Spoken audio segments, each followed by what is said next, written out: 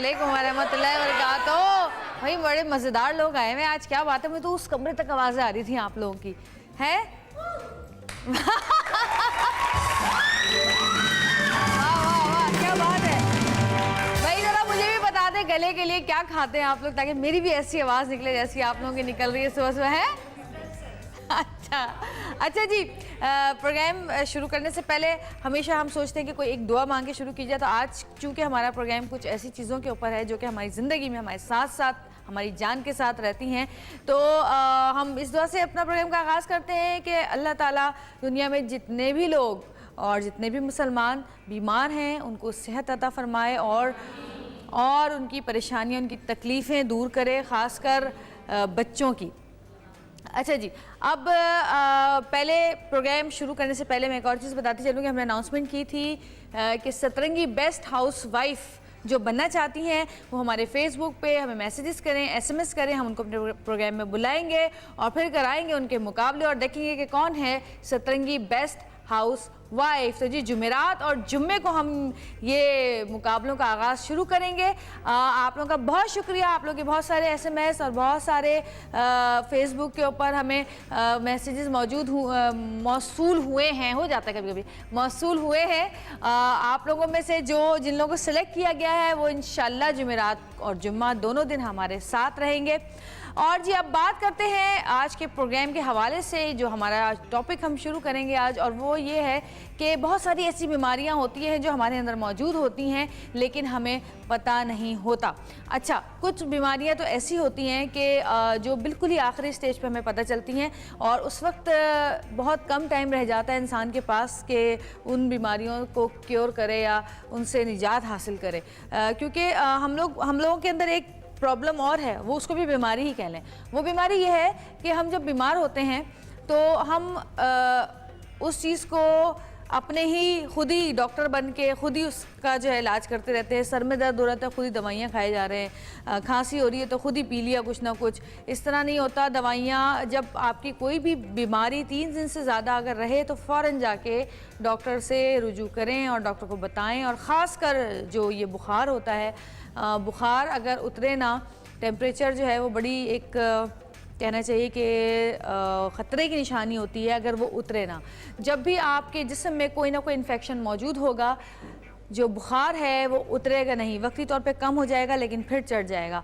तो ये इस बात का ख्याल रखें कि जब भी आपको बुखार हो और वो उतर नहीं रहा हो तो सिर्फ दवाइयों पे इक्तफा ना करें। 2 दिन 3 दिन से अगर ज़्यादा हो जाए तो फ़ौरन डॉक्टर के पास जाए, क्योंकि हमने देखा है कि हम लोग उस वक्त डॉक्टर के पास जाते हैं जब बिल्कुल ही मरने वाले हो जाते हैं ना, अरे चलो अब डॉक्टर के पास चलते हैं, अब तो बिल्कुल हमसे वो नहीं हो रहा, संभाला नहीं जा रहा। तो इस तरह ना करें। बीमारी जो होती है हमें नहीं पता कि कौन सी बीमारी हमारे अंदर कब से पल रही होती है और कब वो ज़ोर पकड़ती है और कब हमें तकलीफ़ होती है। और ख़ासकर ऐसी बीमारियां जिनका इलाज जो है वो मुश्किल हो जाए कुछ अरसा गुजर जाने के बाद या उनकी स्टेज जो है वो ज़्यादा हो जाने के बाद। अब शुगर की जैसे बीमारी अंदर ही अंदर इंसान को ख़त्म करती रहती है। शुगर की बीमारी की वजह से बहुत सारी बीमारियां सामने आ जाती हैं।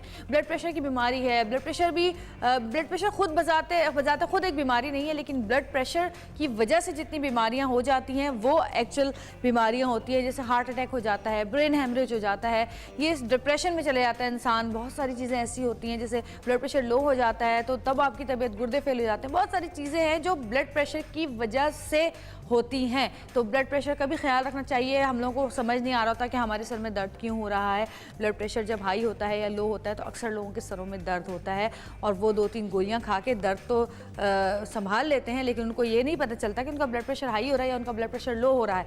और कभी कभी ऐसा भी होता है कि सोते सोते भी अक्सर लोगों को ब्रेन हेमरेज हो जाता है या हार्ट अटैक हो जाता है या हार्ट फेल हो जाता है, तो उसकी वजह ये भी एक होती है। तो आज हम इन चीज़ों पे बात करेंगे। बहुत सारे लोग ऐसे हैं जो कि दवाइयों को अवॉइड करते हैं और कोशिश करते हैं कि घर की रेमेडीज से ही ये बीमारियां जो है वो कंट्रोल में आ जाएं। तो ऐसा भी बिल्कुल ठीक है, क्योंकि बहुत सारी लोग, जो मेरा एक्सपीरियंस रहा है ख़ासकर ब्लड प्रेशर की बीमारी का, उसमें घर की जो रेमेडीज़ होती हैं वो बड़ी काम आती हैं।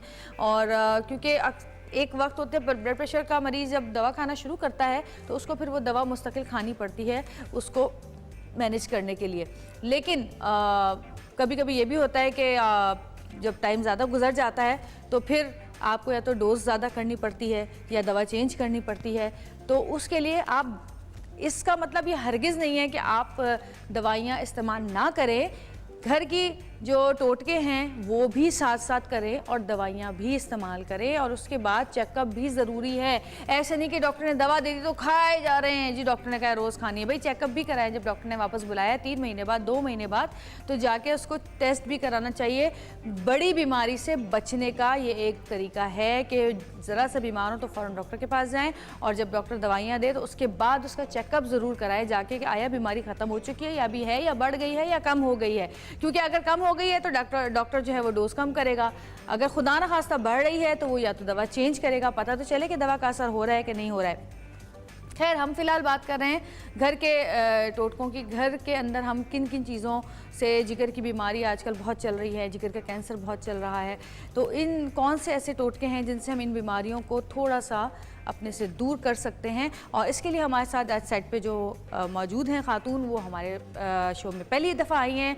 बहुत ज़ोरदार इस्तकबाल कीजिएगा, मैं बुला रही हूँ। और ये सिर्फ हर्बलिस्ट नहीं है, ये जी बोलिए बोलिए। हाँ, मुझे पता है। अच्छा जी, कोई बात नहीं। असल में कान में ना कौवा बैठा होता है, कभी कभी कौवा होता है, कभी कभी कोयल होती है, कभी कौवा बोलता है, कभी कोयल बोलती है, तो मैं सुन रही होती हूँ। अच्छा जी, तो मैं आपकी बहुत सारी तालियों बुलाती हूँ डॉक्टर हिना सोहेल को।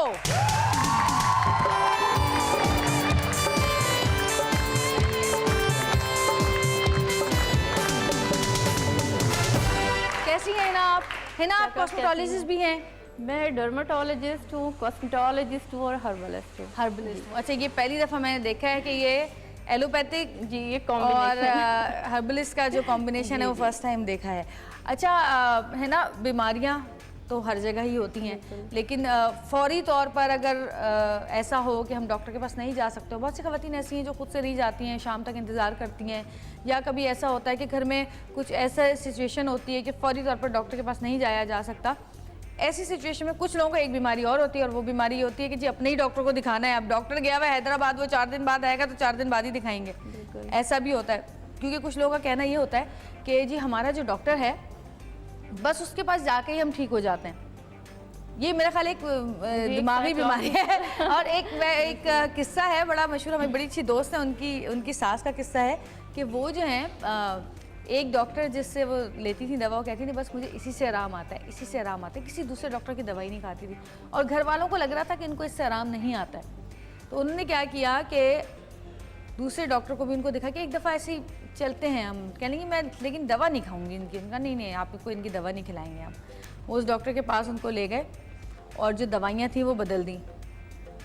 जो पुड़ियों में दवाइयाँ होती हैं ना, तो जो जिस नए डॉक्टर के पास लेके गए थे उसकी दवाइयाँ उनके पुराने डॉक्टर की जगह रख दी, क्योंकि घर वालों को ये लग रहा था कि उस डॉक्टर से फ़र्क नहीं पड़ रहा है। और उन्होंने वो दवाइयाँ खाई और कहने लगी मैं तो बिल्कुल ठीक हूँ, देखा मैंने कहा था नहीं डॉक्टर कितना अच्छा है, जबकि दवा उन्होंने नए डॉक्टर की खाई थी। देखिए, तो ये दिमागी प्रॉब्लम भी एक होती है। वजह पता है कि अगर डॉक्टर पेशेंट के साथ बहुत हम्बली बात कर रहे हैं और उसकी बात पूरी तरह सुन रहे हैं, तो एक साइकोलॉजिकल इफेक्ट होता है कि फिर पेशेंट कहते हैं मुझे इसी डॉक्टर के पास जाना है। यूजुअली डॉक्टर के पास टाइम नहीं होता, लाइंस लंबी होती हैं, तो वो पेशेंट को प्रॉपर टाइम नहीं दे पाता। तो एक नए डॉक्टर के पास जाते हुए पेशेंट हमेशा इसलिए घबराते हैं। अच्छा, मेंटल सेटिस्फेक्शन होती है इंसान की ये। हाँ बिल्कुल, वो यही सेटिस्फेक्शन होती है ना कि पुराना डॉक्टर है, हमारी हर चीज़ समझता है, पूरी हिस्ट्री बहुत अच्छे से सुनता है। क्या हो गया है जबान को आज? क्या हो गया, क्या खा लिया मैंने रात को? अच्छा, आज क्या बता रही हैं आप हमें?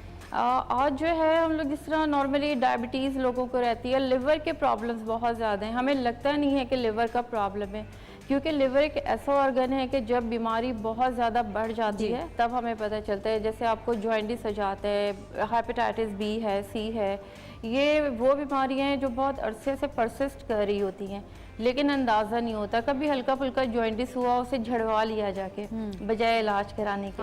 तो ये सारी चीज़ें होती हैं। उसमें क्या होता है, वो बीमारी फैलती जाती है, क्योंकि जो लिवर है सॉफ्ट टिश्यू होता है, उसमें कोई ऐसा पेन नहीं होता है कि हमें फ़ौरन अंदाज़ा हो। जिस तरह बोन्स में, हड्डियों में दर्द शुरू हो गया, हम चले गए डॉक्टर के पास। होती होगी ना? एसिडिटी का ताल्लुक लिवर से नहीं है, वो आपके होता है स्टमक से। सही। वो आपकी एलिमेंट्री कैनाल जो फूड की नाली होती है उससे उसका ताल्लुक होता है। जिगर तो जो है एक अगर अलग, जिगर के अंदर प्रॉब्लम हो तो मैदे में प्रॉब्लम नहीं होती? नहीं वो बहुत बाद में। देखिए में होती लिवर वो ऑर्गन है कि आप जो भी खाते पीते हैं उसका फैट जो है वहाँ से आप ये समझ लें कि होके गुजरता है। फैट को डिसॉल्व करने के जो हार्मोन्स होते हैं वो लिवर के अंदर होते हैं, और अगर आपका लिवर आहिस्ता आहिस्ता करके बीमार होगा तो बहुत सारी बीमारियाँ फिर आती हैं। जिस तरह लोग कहते हैं हमारे चेहरे पे ग्लो नहीं है, बहुत ज़्यादा पेल स्किन हो रही है, पीलापन हो रहा है, खाना डाइजेस्ट नहीं हो रहा है, मतली रहती है, इस तरह के दीगर बहुत सारे प्रॉब्लम हैं जो आहिस्ता आहिस्ता करके, और फिर लिवर की जो बीमारी का लास्ट स्टेज है वो सिरोसिस ऑफ लिवर है, यानी लिवर हार्ड हो जाता है, पत्थर की तरह पथरा जाता है, बिल्कुल उसके फंक्शन सारे ख़त्म हो जाते हैं, तो उसमें पूरी बॉडी ब्लैक पड़ जाती है, मौत वाक़ हो जाती है। बिल्कुल। तो हमें मतलब अपना शुरू से ही एक अपना जो लाइफ स्टाइल है वो ऐसा रखना चाहिए। पहले हमें अपनी फैमिली की बीमारियां जो हमें फैमिली से मिल सकती हैं, जैसे कि डायबिटीज़ सबसे इम्पॉर्टेंट, फिर ब्लड प्रेशर है, कार्डियक प्रॉब्लम्स हैं, और दूसरे स्किन के भी इसी तरह दीगर प्रॉब्लम्स हैं। तो अगर हमारी फैमिली में सबको वो प्रॉब्लम्स हैं तो हमें थोड़ा शुरू से ध्यान रखना चाहिए। सही। जैसे हमें एंटीऑक्सीडेंट का इस्तेमाल करना चाहिए, तमाम फल जो हैं वो एंटीऑक्सीडेंट हैं, विटामिन सी एंटीऑक्सीडेंट है, इसी तरह बेशुमार हर्ब्स हैं जो एक बहुत अच्छा एंटीऑक्सीडेंट का काम दे सकती हैं, जो कि ना सिर्फ हमारी सेहत, स्किन, बाल, बल्कि बहुत सारी चीज़ों के लिए बहुत फ़ायदेमंद है, लेकिन हम उन चीज़ों को इग्नोर कर देते हैं। बिल्कुल हमारे किचन में मौजूद होती हैं, हमारे फ्रिज में मौजूद होती हैं, लेकिन हम उनको इतना ध्यान नहीं देते कि हम इन चीज़ों को जो है रोज़मर्रा के इस्तेमाल में लाएं। सड़ा के पका के तेल के अंदर खाने के आदी हैं इसलिए। एग्जैक्टली। अच्छा ये बताइए, जो जिगर की बीमारी होती है इसका ताल्लुक होता है अपनी, कि अगर आपके ख़ानदान से चली आ रही है, ये ऐसी बीमारी है? नहीं, लिवर में यूजुअली ऐसा नहीं होता, लिवर हम अपने हाथ से खुद बिगाड़ते हैं। कैंसर तो होता है ना? कैंसर होते हैं, कैंसर तो देखिए बॉडी के किसी भी ऑर्गन में हो सकते हैं ना, यूजुअली खानदान से जो चली आ रही है, फैमिली में सम टाइम, हमेशा नहीं होता है ऐसा कि अगर फैमिली में है कैंसर तो सबको कैंसर है, इत्तेफाकन हो सकते हैं, लेकिन जो फैमिली से मिलने वाली बीमारी है उसमें जो है आपका ट्यूबरक्लोसिस जिसे हम टीबी कहते हैं, फिर आपके कार्डियक प्रॉब्लम है, दिल की बीमारियां हैं, कोलेस्ट्रॉल का बढ़ना है, ब्लड प्रेशर है, ये वो प्रॉब्लम है जो आपको फैमिली से मिल सकते हैं। इस तरह दूसरे प्रॉब्लम होते हैं बहुत सारे, स्किन के प्रॉब्लम भी होते हैं, दीगर आपके जिस तरह किडनी के प्रॉब्लम है, रीनल प्रॉब्लम की पथरी होती है, फैमिली में है, किसी को माँ को है तो वो बच्चों में किसी ना किसी को ज़रूर आएगा वो प्रॉब्लम। तो ये प्रॉब्लम वो हैं जो आपको फैमिली से आपको मिल सकते हैं। अच्छा जी, एक ब्रेक लेंगे छोटा सा, ब्रेक के बाद वापस आएंगे और फिर आपको बताएंगे कि डॉक्टर हिना आज हमें क्या बता रही हैं, कौन सी ऐसी चीज़ें हैं जो हम घर में ही बनाकर खाकर अपनी बीमारियों को कम से कम उनकी जो नशोनुमा है उसको रोक सकते हैं या उनसे दूर रह सकते हैं। लेकिन ये सब कुछ हम बताएंगे एक छोटी सी ब्रेक के बाद। देखते रहिएगा सतरंगी, क्योंकि सतरंगी रंग देगी ज़िंदगी।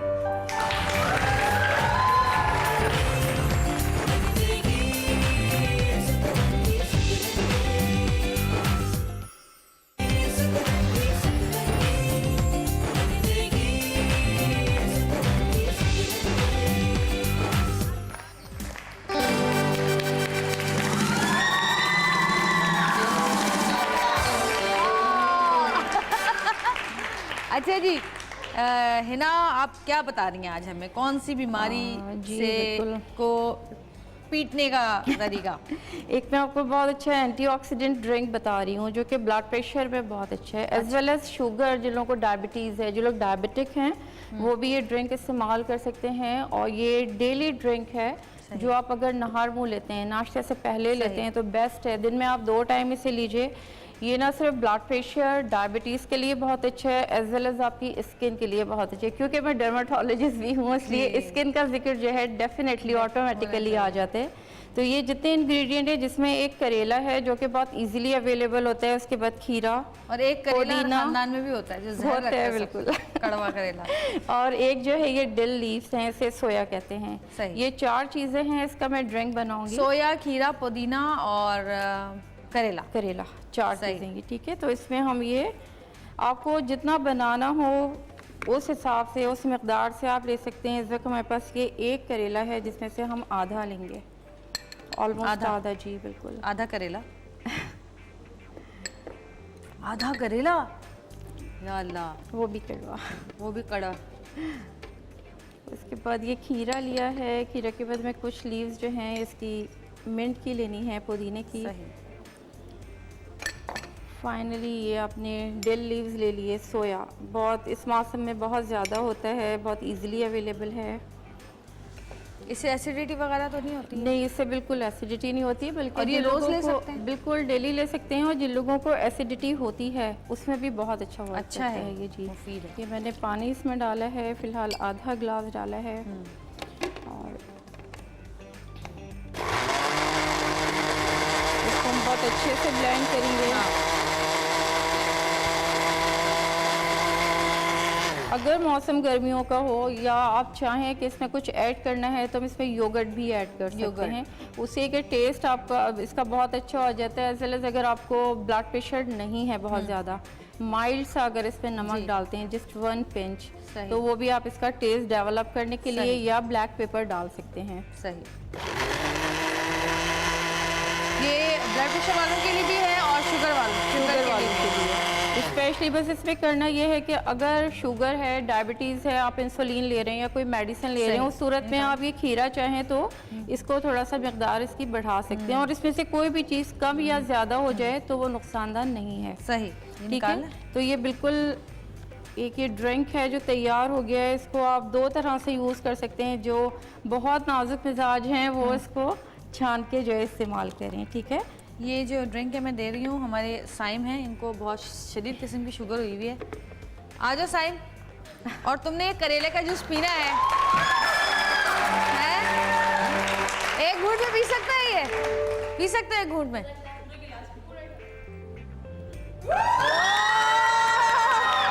वाह वाह वाह, क्या बात है। अब रोज पीना है ये कड़वे घूंट तुम्हें रोज पीने हैं। वाह भाई, क्या बात है। तो एक घूंट में पी गए। हाँ नहीं, और ये बहुत अच्छी चीज़ है। मेरे लिए तो बचा देते, मैं चक तो लेती, पूरा ही पी गए तुम तो। इसे एज ए ऑक्सीडेंट अगर इस्तेमाल करना है, इसमें आप एप्पल का इस्तेमाल भी कर सकते हैं जी। इससे ये कि आपको जो है आपका ब्लड जो है बहुत बनते हैं, हीमोग्लोबिन बहुत बेटर हो जाता है उससे। अच्छा जी, हमारे पास एक और हमारे मेहमान मौजूद हैं। मैं आपकी तरफ दोबारा आती हूँ। पहले मैं उनको बुला लूँ।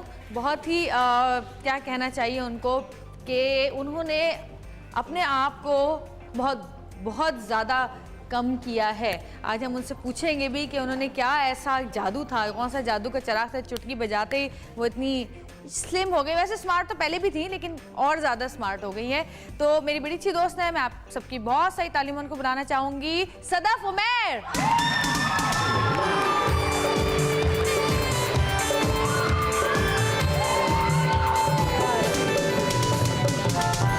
कैसी हो सदफ?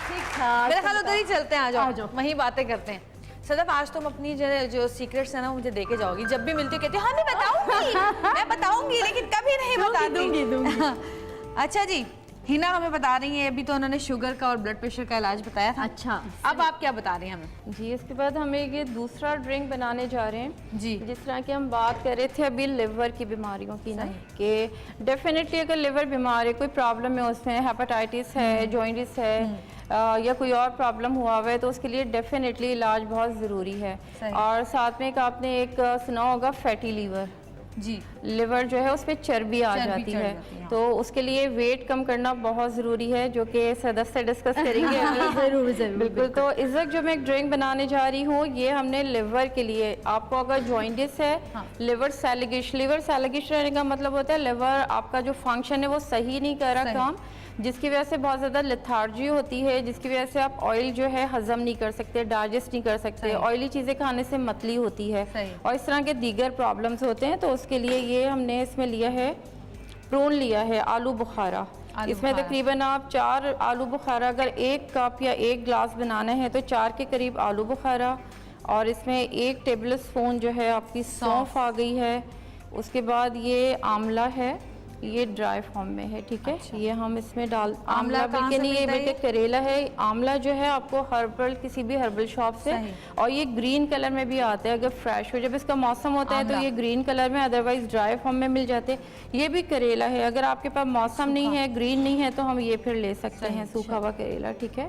और इसमें ये तुख्मे रेहा है, ये हम डाल लेते हैं। ठीक है। तुख्मे रेहा, ये जी 4 चीज़ें हो गई हैं, और इसको हमने जो है फिर तकरीबन 1 ग्लास या 1 कप जो है हमने पानी डालना है, और उसके बाद इसे कुक करना है। आपने इसमें डाला 4 आलू बुखारे, 1 टेबल स्पून सौंफ डाली है और आधा चमचा जो है तुख्मे रेहा का डाला है ठीक। और एक हमने चुटकी डाला है तकरीबन। बिल्कुल।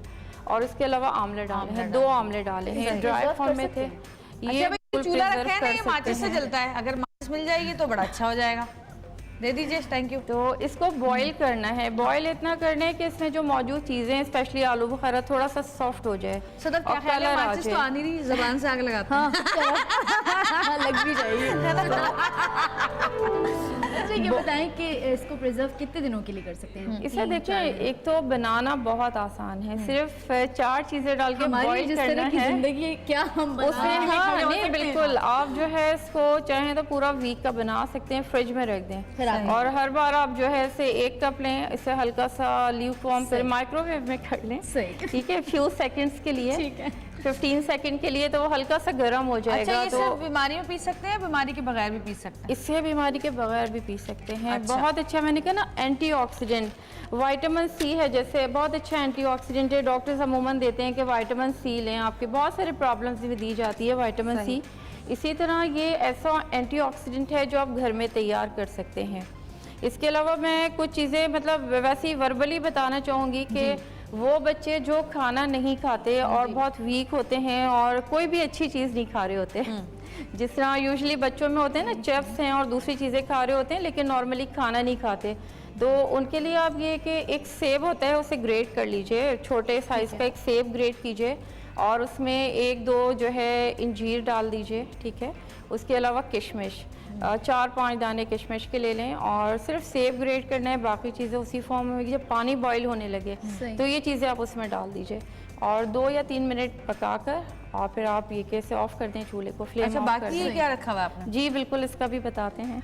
ये आप कोई जूस बनाने वाली है, शोई पकाने? नहीं, इसको इस जब पर तक मैं वो पक एक रहा है, जब तक आप इसका हाँ बता दें। बिल्कुल, हम इसका भी बताते हैं। अब ये जिस तरह ये है पपाया, जी। पपाया जो है शुगर, पपीता। जो शुगर के पेशेंट हैं उनके लिए भी बहुत अच्छा है। इसमें भी हम ये है कि इसको ब्लेंड करेंगे, इससे वॉश किए बेचारा बगैर बहुत कर लेते हैं। किस्मत है ये, इसको कोई भी पसंद नहीं करता खाना।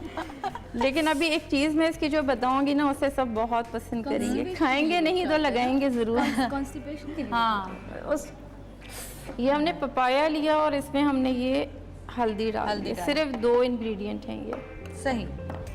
और दोनों ही बहुत बहुत मजा है ना? बहुत मज़ा है बिल्कुल। आपने ये 1 कप इसमें पानी डाला, तैयार हो शायम, एक और चीज बन रही है तुम्हारे लिए। और इसको भी आपने जो है ब्लेंड करना है।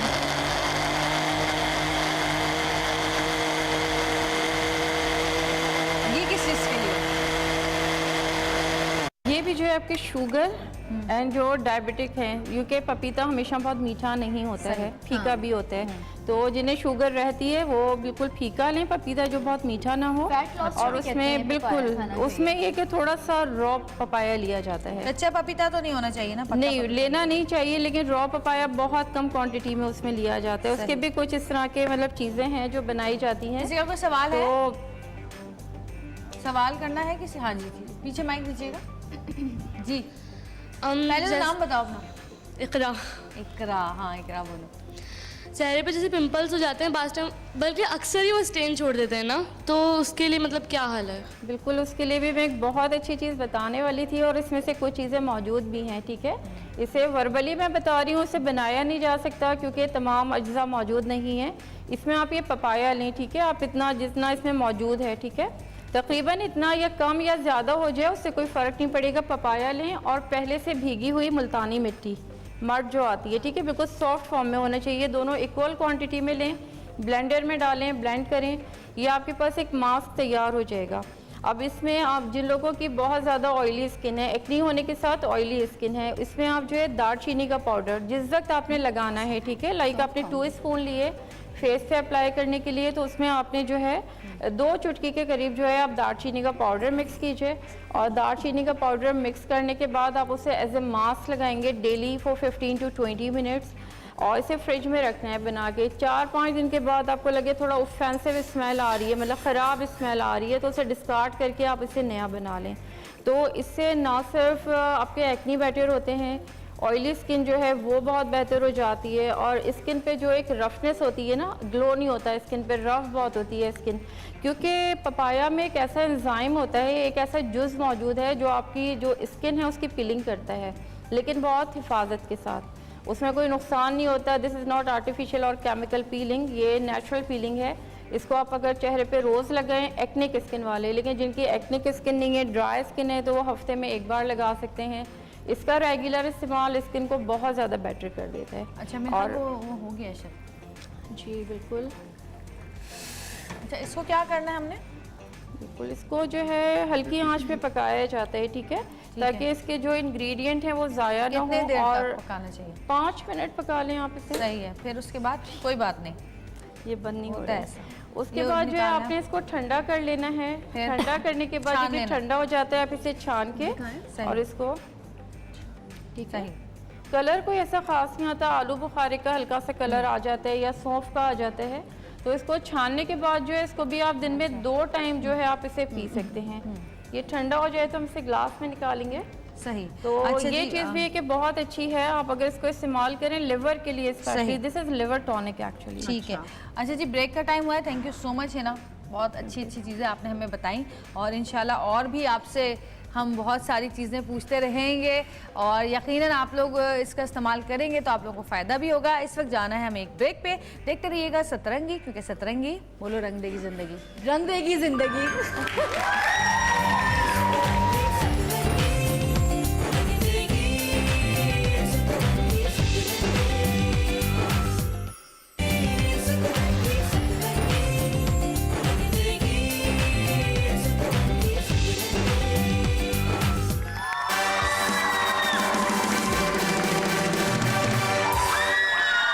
ओए होए चीखें बता रही हैं कि आप बड़े पसंद हैं लोगों को। योगी बजाज हमारे साथ मौजूद है, बहुत सारी तालियां इनके लिए। बड़े दिन बाद है, बड़ी देर की मेहरबान आते आते। कलर वलर की वजह से लग रहा है। वैसे वाकई आप क्या बात है आपकी, काश हम भी आपके जैसे एक्टिव होते। और हो सकती हैं, कैसे? जो हम करते हैं वो करती रहा करें। वही तो नहीं होता। वही तो नहीं होती एक्सरसाइज। स्टेमिना बनाना बहुत, मैं रनिंग कर लेती हूँ पर एक्सरसाइज नहीं कर सकती। नहीं बिल्कुल करनी चाहिए। अभी तो मैंने अपनी ज़रा बॉडी बिल्डिंग भी शुरू की हुई है, अच्छा तो आज आए हो रहा है, ऐसा हो दर्द रहा हो रहा है। है। उसकी एक वजह बनाई है, अगले साल मेरे बेटे की शादी है जुलाई आप में। चाहते हैं कि मैं बेटे की जितना मैं चाहता हूँ कि जब बारात आए तो लोग कहें वो दूल्हा ठीक है, कौन सा दूल्हा है? तो यह है, लेकिन ये लड़का कौन है? ये सही ये है। शहबाला है। कोई मोटिवेशन होना चाहिए, कोई हाँ ताकत। सही कह रहे हैं। अच्छा आप मुझे बताएं कि हम बात कर रहे हैं अभी बीमारियों की, और बहुत सारी बीमारियां ऐसी होती हैं जिनकी जो जड़ होती है वो डिप्रेशन होता है। क्या आप इस चीज़ से इत्तेफाक करते हैं? बिल्कुल करता हूँ। 75% जो बीमारियां हैं वो साइकोसोमेटिक, यानी जहनी जो इंतशार होता है उसकी, जिसको आप डिप्रेशन स्ट्रेस कह सकते हैं, 75%। 25% या 25% जो बीमारियां जिस्मानी होती हैं, अगर उनको भी आप एनालाइज करें सही तरह तो उनका कहीं ना कहीं जोड़ जो है दिमाग से होगा। मसलन जैसे जोड़ों का दर्द है, आमतौर पे जोड़ों का दर्द लोग समझते हैं कि जो विटामिन डी या हमारी कैल्शियम कम हो गया, जबकि वो हसद से शुरू होता है। हसद? जो लोग कुड़ते हैं, जलते हैं, हसद करते हैं, हाय हाय उनके यहाँ तो ये हो गया, हमारे यहाँ तो ये भी नहीं है। गाड़ी है छोटी है, लेकिन उनको देखो पता नहीं रब ने उनको ही दिया, हमें ना दिया, पता ये नहीं ना क्या किया। करते तभी हैं। आजकल सबको हो रहा है। हाँ ये मैं नहीं कह रहा, ये एक पूरी किताब है इस पे, जिस पे हर बीमारी का, जैसे इंसान बहुत सारे ऐसे मामलात हैं जिसको वो समझता नहीं। मसलन एक झूठ बोलना, किताब वो कौन सी किताब है? बड़ी मुस्तनद किताब है इस पे, जहनी अमराज पे। जहन से देखें, हम कहते हैं डिप्रेशन। आपने भी तो कोई किताब लिखी है ना? जी मैंने वो लिखी, लेकिन हाथ के जो अमराज हैं उनको जी, हाथों जी। से कैसे ठीक करें, उंगलियों से। मसलन झूठ बोलना एक बड़े कॉमन सी हमारी प्रैक्टिस हो गई है। अल्लाह सुब्हानहू व तआला कलाम पाक में फरमाते हैं, लानत है उस इंसान पे जो झूठ बोलता है। जिस चीज़ पे अल्लाह लानत भेजता है वो हम रोज़ाना करते हैं, और ये कह के करते हैं क्या हुआ, सभी तो कर रहे हैं। उससे एक हमारे अंदर एक अजीब सा जुर्माना एहसास पैदा होता है, जुर्म का सा, निदामत का सा। ये निदामत का एहसास हमारे मसल्स को खींच के रखता है, और अक्सर जोड़ों का दर्द और जिस्मानी टेंशन जो हम कहते हैं ना, थकन बहुत हो रही है, उसकी एक बुनियादी वजह हमारे माशरे में बढ़ता हुआ झूठ है। हम जहनी तौर पे इस कदर थक गए हैं, बीमार हो गए हैं कि जिस्मानी तौर पे अगर हम थोड़ी सी पॉलिश वॉलिश कर भी लें, क्रीम लगा भी लें, तो फिर हमें एहसास खुद भी होता है कि नहीं ये सब धोखा है, असल में सब कुछ नहीं है, माफ़ कर देना माफ़ी मांग लेना, सच बोलना, और जो यूनिवर्सल लॉ हैं, उनकी प्रैक्टिस कीजिए, देखिए उसके बाद बीमारी नहीं हो सकती। Very good.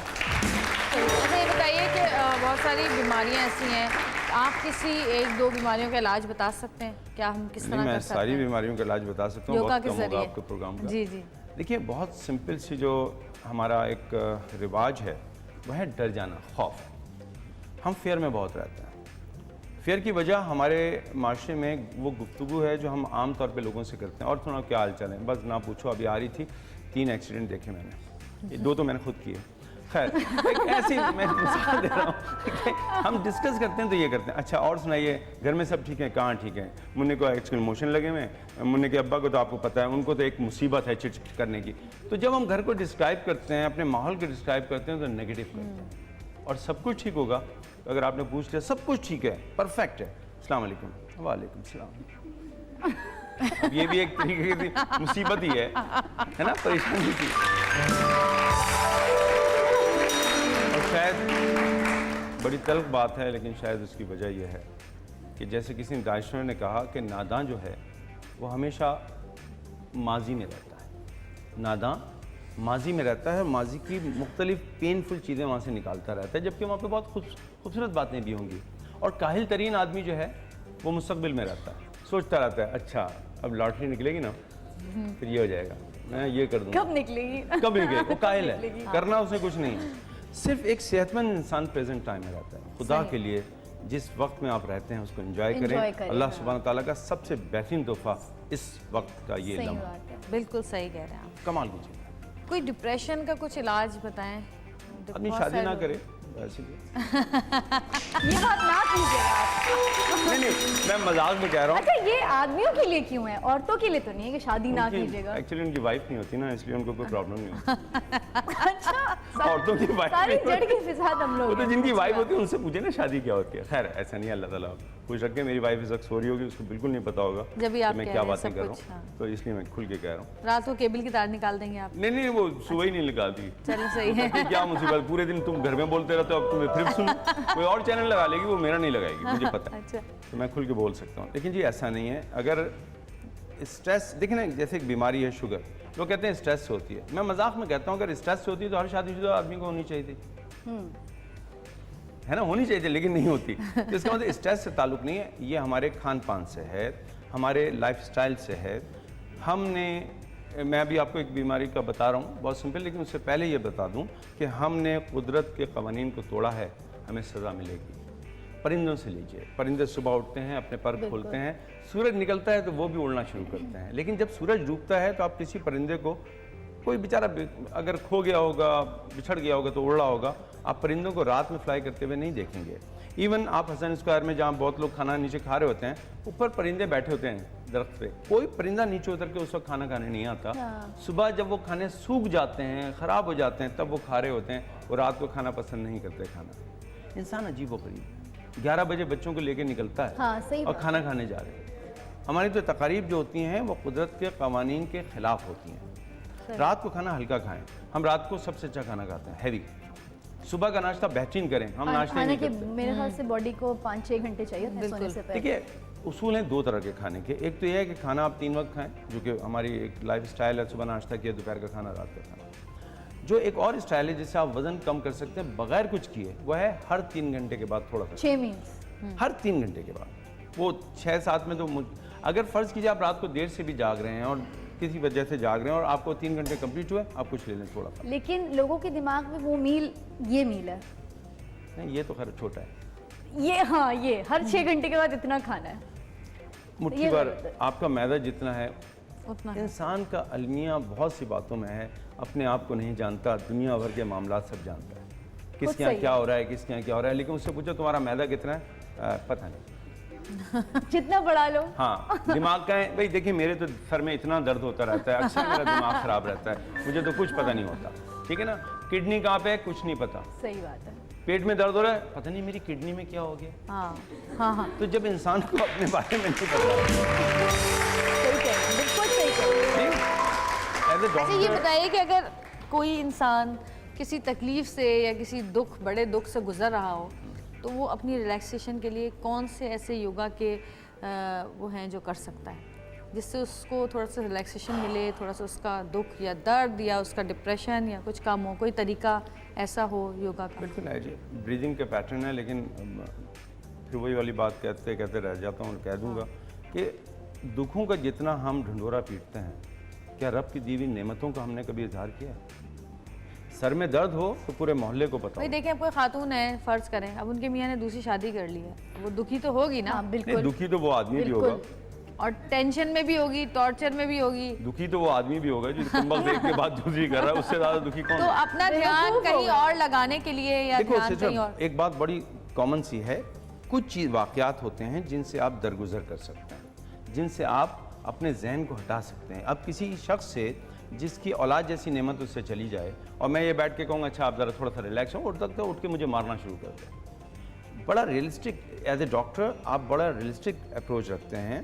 वो मामलात जिनको आप दरगुजर कर सकते हैं वो अलग हैं, और जिनको आप दरगुजर तो नहीं कर सकते, जिन पे आपको सब्र करना है, या अल्लाह सुब्हानहू ताला की जो मसलिहत है उस पर राज़ी व रज़ा रहना है, वो अलग हैं। दोनों के असरात अलग होंगे। रब की तरफ से जो, जैसे मौला अली का एक कौल है, किसी ने पूछा मौला ये बताइए हम कैसे जानें कि हम पे ये मुसीबत है हाँ या हम पे इम्तहान है? उन्होंने कहा अगर तुम रब से दूर हो जाते हो तो ये मुसीबत है, और अगर किसी चीज़ के बाद तुम रब से करीब हो जाते हो तो ये इम्तहान है। अप्रोच को ये रखना पड़ेगा। बिल्कुल, हम अप्रोच ये नहीं रखते। बड़ी अच्छी बात की है, और इस अच्छी सी बात के साथ एक छोटा सा ब्रेक लेंगे। देखते रहिएगा सतरंगी।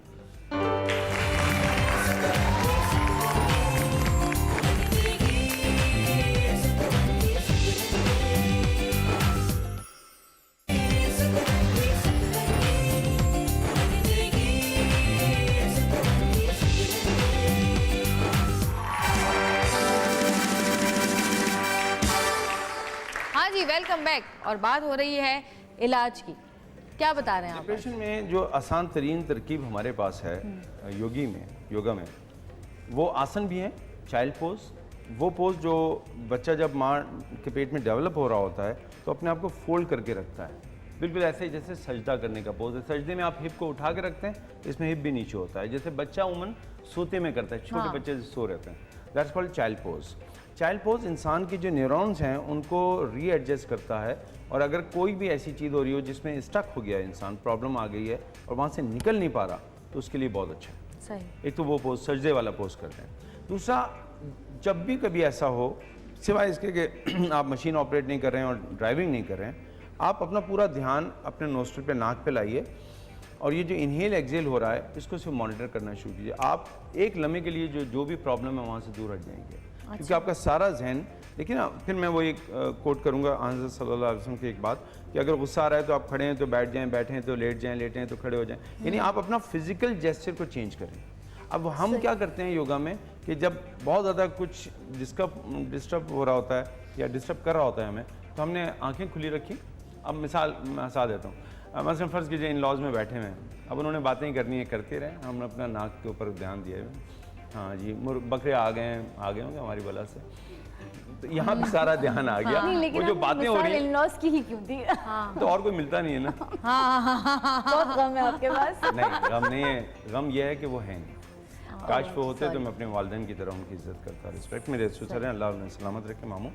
लेकिन मैं एक, खैर बात से बात निकल जाएगी, मैं ठहरी पे आ जाऊँ। तो एक तो यह है कि आप अपने आप को डिटैच करें उस सिचुएशन से जो है, और जहाँ पे राज़ी बे रज़ा होना है तो वहाँ पे एक बात करें, क्या कायनात में कोई ऐसा शख्स आपको मिला, नबियों पैगंबरों के भी इम्तहानात हुए, अगर वो चीज़ आपको रब के करीब कर रही है तो फिर वो ज़ाहिर बात है आपके लिए अल्लाह की तरफ से एक छोटी सी एफर्ट्स हैं, उसको करके आप करीब हो जाते हैं। दूर मत जाएं, राज़ी बर रज़ा रहें।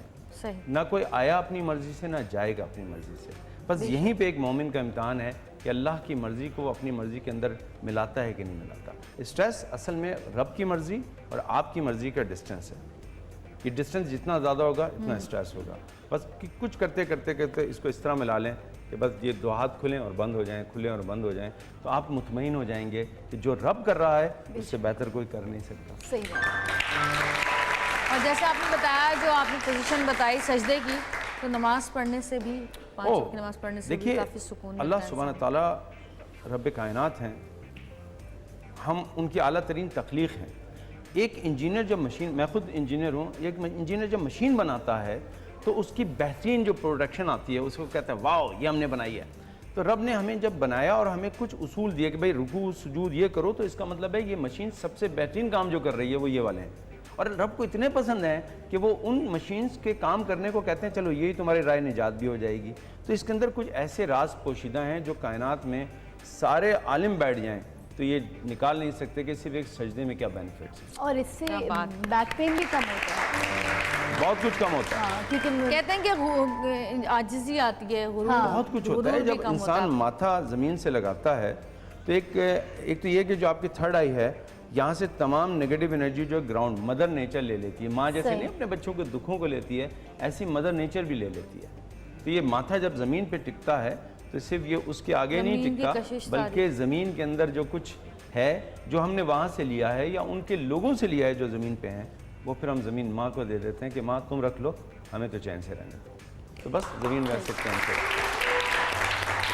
क्या बात है। दूसरी बात जो कॉमन है मैं देख रहा हूँ ब्लड प्रेशर है, और ब्लड प्रेशर की वजह से भी लोग स्ट्रेस में जाते अच्छा, हैं। आजकल एक चीज़ और हो गई है कि सबसे जो मुश्किल चीज़ है हमारी, जो हम छोड़ भी नहीं सकते और इस्तेमाल भी बहुत करते हैं, वो है हमारा सोशल मीडिया और हमारी फेसबुक्स और इस टाइप की चीज़ें। उसमें ये होता है कि हर इंसान लड़ रहा होता है। कोई अच्छी तस्वीर भी लगा दी तो उसके नीचे लिखा हुआ है कितनी जहर लग रही है या जहर लग रहा है, ये अपने आप को क्या समझता है, नहीं, यानी बुराइयां बुराइयां बुराइयां बुराइयां। और फिर वो एक कमेंट आता है तो जो उसके हक में बोलने वाले होते हैं नीचे वो उसके हक में बोल रहे होते हैं, जिसके खिलाफ होते हैं उसके खिलाफ बोल रहे होते हैं। और कभी कभी ऐसा होता है कि अपने बारे में अगर इंसान पढ़ता है तो बड़ा गुस्सा आता है और फिर वो ये भी गुस्सा स्ट्रेस है। मतलब दिल चाहता है कि बस लिख दो, हम भी जो भी चाहे लिख दें। ये भी एक मुझे लगता है कि सोशल मीडिया भी एक बहुत बड़ी हमने टेंशन अपनी ज़िंदगी में डाल दी है। वो है ना फेसबुक फितना बुक है एक्चुअली, हाँ, फितना सही। बुक। अच्छी बात बोली आज है। एक बहुत अच्छी चीज़ मैंने सीखी है। वरना इससे पहले मैं कहता था चौराहे पे खड़े होकर गुफ्तगू करने का जरिया। लेकिन चौरंगी वहाँ पे पे बातें सब करते। साथ तो होते हैं, यहाँ तो कोई आसपास भी नहीं है। देखिए इंसान वही काटता है जो बोता है। हमारे माशरे में मैंने आपको कहा कि गुफ्तगू का आगाज़ नेगेटिव, इख्तिताम नेगेटिव और दरमियान तो खैर जो होता है अल्लाह माफ़ करे। हमारे यहाँ तो शादी में भी लोग जाएँ तो कहते हैं शादी तो हो रही है लेकिन ये पता मरा कौन कौन। तो गुफ्तगू हमारे यहाँ अजीब व गरीब होती हैं। सही बात। हमारे यहाँ अभी तक तहजीब व तमद्दुन हमारे आबा व अजदाद ने गुफ्तगू का तरीक़ा दिया था। मैं आपको एक मिसाल देता हूँ, बड़ी तकलीफ से गुजरना पड़ता है, बारहा ऐसे मामलात होते हैं। लोग सलाम करते हैं तो उनका जवाब देते हैं, लोग अस्सलाम वालेकुम, वालेकुम सलाम। अब ये जो पलट के सलाम का जवाब दिया गया है ये जवाब तो ना हुआ। और मादत के साथ हमारे अल्लाह ताला सुब्हानहू ताला कराम सलामत रखे बुजुर्गों को, हमारे यहाँ रिवाज ये है कि कोई बात नाराज़गी होगी बात नहीं करेंगे। माइंड साइंसेस ये कहती है कि बच्चों से बात करना छोड़ देना इतना बड़ा जुल्म है कि उनकी शख्सियत को तबाह कर देता है। हाँ सही बात। फिर हम कंपेयर करते हैं फलां को, तुम देखो तुम ये कर रही हो, फलां के बच्चे को देखो, मैं जब भी जाती हूँ वो पढ़ रही होती है माशाल्लाह इतना दिल लगाती है, तुम नहीं पढ़ती। तो भाई आप उसके यहाँ ट्यूशन के वक्त जाती हैं, वो हर वक्त ट्यूशन पढ़ती है। वो 4 बजे के वक्त ट्यूशन का होता है, आप 4 बजे फारिग होकर जाती होंगी तो वो पढ़ती हुई नजर आती है। 6 बजे जाके तो देखें जब वो टीवी देख रही होती है। तो आप उस बच्ची को अपनी बच्ची के साथ क्यों मिला रहे हैं? अच्छी बात है, बहुत अच्छी बात है। हमने बच्चों की शख्सियत को कंपेयर करके उनके नुकूस को उनके सामने वाज़ा करके उनको तबाह कर दिया है। अब जब ये बच्चे गुफ्तगू करते हैं तो ये भी नुक्स निकालते हैं, बिल्कुल ऐसे जैसे एक मक्खी, पूरा ये जगह खाली है ना, साफ है, कहीं पे थोड़ी सी गंद लगा दीजिए, मक्खी वहीं जाके बैठेगी। तो कुछ इंसानों की आंखों में भी मक्खी की आंखें लगी होती हैं। वो इंसानों को मुझे देखते हैं, वजाद भाई आप टोपी क्यों पहनते हैं? हाँ दूसरों की जिंदगी में बोलने का बहुत मेरा सर है नहीं, कोई गड़बड़ मेरी होगी, टोपी है। नहीं गड़बड़ होगी बीबी, गड़बड़ का मसला नहीं नीचे है। क्या है? अब तो ये बहुत नीचे आसानी से क्या है? मैं कहता हूँ इसके नीचे नहीं, उसके नीचे देखें कुछ है कि नहीं है। हाँ, ब्रेन होता है, वो सही है। बात। अगर वो ना होता तो मैं मीडिया पे ना होता, सही। वो तो है ना। हाँ। लेकिन आप मुझे वो देख रहे हैं जो मेरे इख्तियार में नहीं है। DHT मेरे इख्तियार में नहीं है, डाईहाइड्रोटेस्टेरोन मेरे इख्तियार में नहीं है, जिससे बाल उड़ते हैं। तो अल्लाह में से पूछें, अल्लाह में से बात नहीं कर रहे, आप मुझसे बात कर रही हैं। अगर मुझे कोई मिलता है, बजाते भाई आपकी नाक कुछ ज़रा मोटी सी नहीं है, तो मेरे इख्तियार में तो नहीं है। ऑपरेशन करा ले। मेरे इख्तियार में तो नहीं है ना।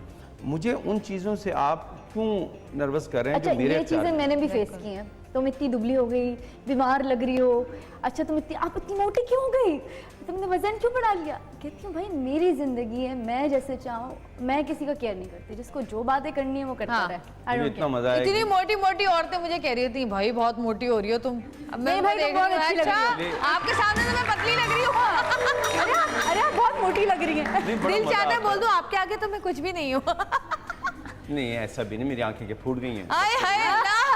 ऐसा अंदर दिल में तो वो कहती होंगी ना, हाँ दिल सही में बात। कहती हूँ। मैं एक जगह गया तकरीब में, तो एक साहब कहेंगे यार मैं आपका बहुत बड़ा फ़ैन हूँ सर, बहुत बड़ा। आप जितने कुकिंग के प्रोग्राम करते हैं सारे देखता हूँ। हाँ कुकिंग के प्रोग्राम, ओह माय गॉड। मैंने कहा कब जी, शुरू की आपने कुकिंग? मैंने कहा जी मैंने कहा जी थैंक यू सो मच। जितने लोग कह रहे हैं, बराबर में जो लोग थे वो कह रहे हैं बता दो इनको, बताओ ना। मैंने कहा नहीं यार इट्स ओके। एक शख्स ने मुझे चलिए अब देख के नेक्स्ट प्रोग्राम में हम कोशिश की आपको है, बुलाएंगे ना, एंजॉय कर लें। नेक्स्ट प्रोग्राम में हम आपसे बनवाएंगे मछली के कबाब। मछली के पाए भी सही है। और वो मैं सर के बल खड़े होके बना के दिखाऊंगा। और मैं आपसे कहूंगी आप टोपी उतार के बनाएंगे और नाक के ऊपर चटकी लगा के आएंगे, बिल्कुल जी। ताकि वो लोग खुश हो जाएं जो आपसे परेशान रहते हैं। एक है चिल्ड्रन कैंसर हॉस्पिटल, आयशा मंजिल पे है, वो उसके लिए भी कुछ काम किया, और कुछ और भी एक इदारा है जिसके लिए मैं काम करता हूँ। अब बहुत अरसे से नहीं किया। कौन सा वहाँ पे हॉस्पिटल? उमन में जो है मस्खरे का गेटअप करके जाता हूँ। ये सारी चीज़ें मेरे पास नहीं थी। नाक पे एक बॉल लगी होती है, किसी को भी नहीं पता होता अंदर बजाज साहब हैं, और मैं उन बच्चों के साथ खेलता हूँ, कूदता हूँ, मज़े करता हूँ, और सिर्फ डॉक्टर को पता है कि मैं कौन हूँ, या जो एक दो लोग हैं, वरना किसी को नहीं पता होता कि अंदर योगी बजाज। आज सबको पता चल गया। मुझे इसलिए अच्छा लगता है, इसलिए अच्छा लगता है कि मैं भी इंसान हूँ और मुझ पे भी वो तमाम कौन सा बीमारियाँ। हॉस्पिटल बताया आपने? एक तो चिल्ड्रन कैंसर हॉस्पिटल है। ये वो हॉस्पिटल है जहाँ पे ऐसे बच्चे भी हैं जो 4 महीने 6 महीने के बाद इस दुनिया से शायद चले जाएं। आप सोचिए कि जब डॉक्टर कहता है कि बजाते ये बच्चा जो है ना, ये अब उसके अंदर पेन है, उसके अंदर बहुत सारे ऐसे ऑर्गन्स हैं जो गल रहे हैं, कट रहे हैं, आप उस बच्चे को हंसा के चले आएँ। मुझे इससे कोई गर्ज नहीं है कि मुझे पहचाने ना पहचाने, मुझे इस बच्चे की मुस्कुराहट अच्छी लगती है। आपका दिल बहुत अच्छा है, आपकी सोच बहुत अच्छी है, और बहुत कम लोग ऐसे आते हैं कि जिनकी बातें जो हैं वो दिल पे लगती हैं और हमें कुछ दे के जाती हैं। अल्लाह ताला आपको इसी तरह लोगों की हेल्प करता हुआ रखे और आपको भी हमेशा खुश रखे। Thank you so much. दिल नहीं भरा अभी, लेकिन हम दोबारा इंशाल्लाह आपको बुलाएंगे और आपके साथ एक और प्रोग्राम रखेंगे। और इतने अच्छे अच्छे लोग हमारे आसपास मौजूद होते हैं, लेकिन हमें नज़र नहीं आते। वो जब उनसे मिलते हैं, उनसे बात करते हैं, तब हमें पता चलता है कि अल्लाह ताला ने हमारे आसपास ब्लेसिंग्स रखी हुई हैं, लेकिन हम उनसे कुछ लेते नहीं हैं। एक छोटी सी ब्रेक लेंगे, ब्रेक के बाद वापस आएंगे। देखते रहिएगा सत्र में। Thank you.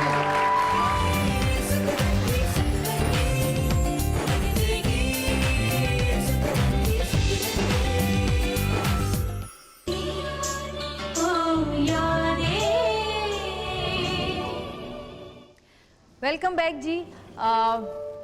बहुत सारे दुनिया में रिश्ते हैं और हम सब बहुत सारे रिश्तों से बंधे हुए हैं। बहुत सारे लोग ऐसे हमारे आसपास जो हमें लगता है कि ये हमारे अपने हैं, लेकिन जब मुश्किल वक्त पड़ता है तो तब हमें पता चलता है अपनों में छुपे परायों का और परायों में छुपे अपनों का। ज़िंदगी सीधी सादी बिल्कुल नहीं है, बहुत सारे पेचो खम हैं इसमें, बहुत सारी ऊंच नीच है, बहुत सारे दुख और खुशियाँ हैं। और दुख जो होते हैं इंसान को, जैसे कि अभी बात हो रही थी कि अल्लाह ताला उन लोगों को दुख देते हैं जो कि जिनको वो बहुत अपने से करीब समझते हैं, और जिन लोगों को दुख मिलते हैं और वो सीधी राह पे चलते हैं और अल्लाह के करीब हो जाते हैं, असल में वो उनका इम्तिहान होता है। और जो लोग दुखों के बाद अल्लाह से दूर हो जाते हैं और गलत तरफ चले जाते हैं, वो उनको अल्लाह ताला की तरफ से एक सज़ा होती है। एक हमारे ऐसे दोस्त हैं जो कि हमेशा ज़िंदगी में मैंने उनको देखा, कभी मैंने किसी की बुराई करते नहीं देखा, कभी किसी के का बुरा सोचते नहीं देखा, हमेशा दूसरों के काम आते हुए देखा, हमेशा दूसरों की मदद करते हुए देखा, हमेशा दोस्तियां निभाते हुए देखा, हमेशा कह कहे बिखेरते हुए देखा, हमेशा कह कहे और खुशियां बांटते हुए देखा। आज उनकी ज़िंदगी में एक ऐसा वक्त आ चुका है कि हम में से कोई शायद उनको भी नहीं पता होगा कि कब खुल के मुस्कुरा सकते हैं या खुल के हंस सकते हैं या दिल से खुश हो सकते हैं।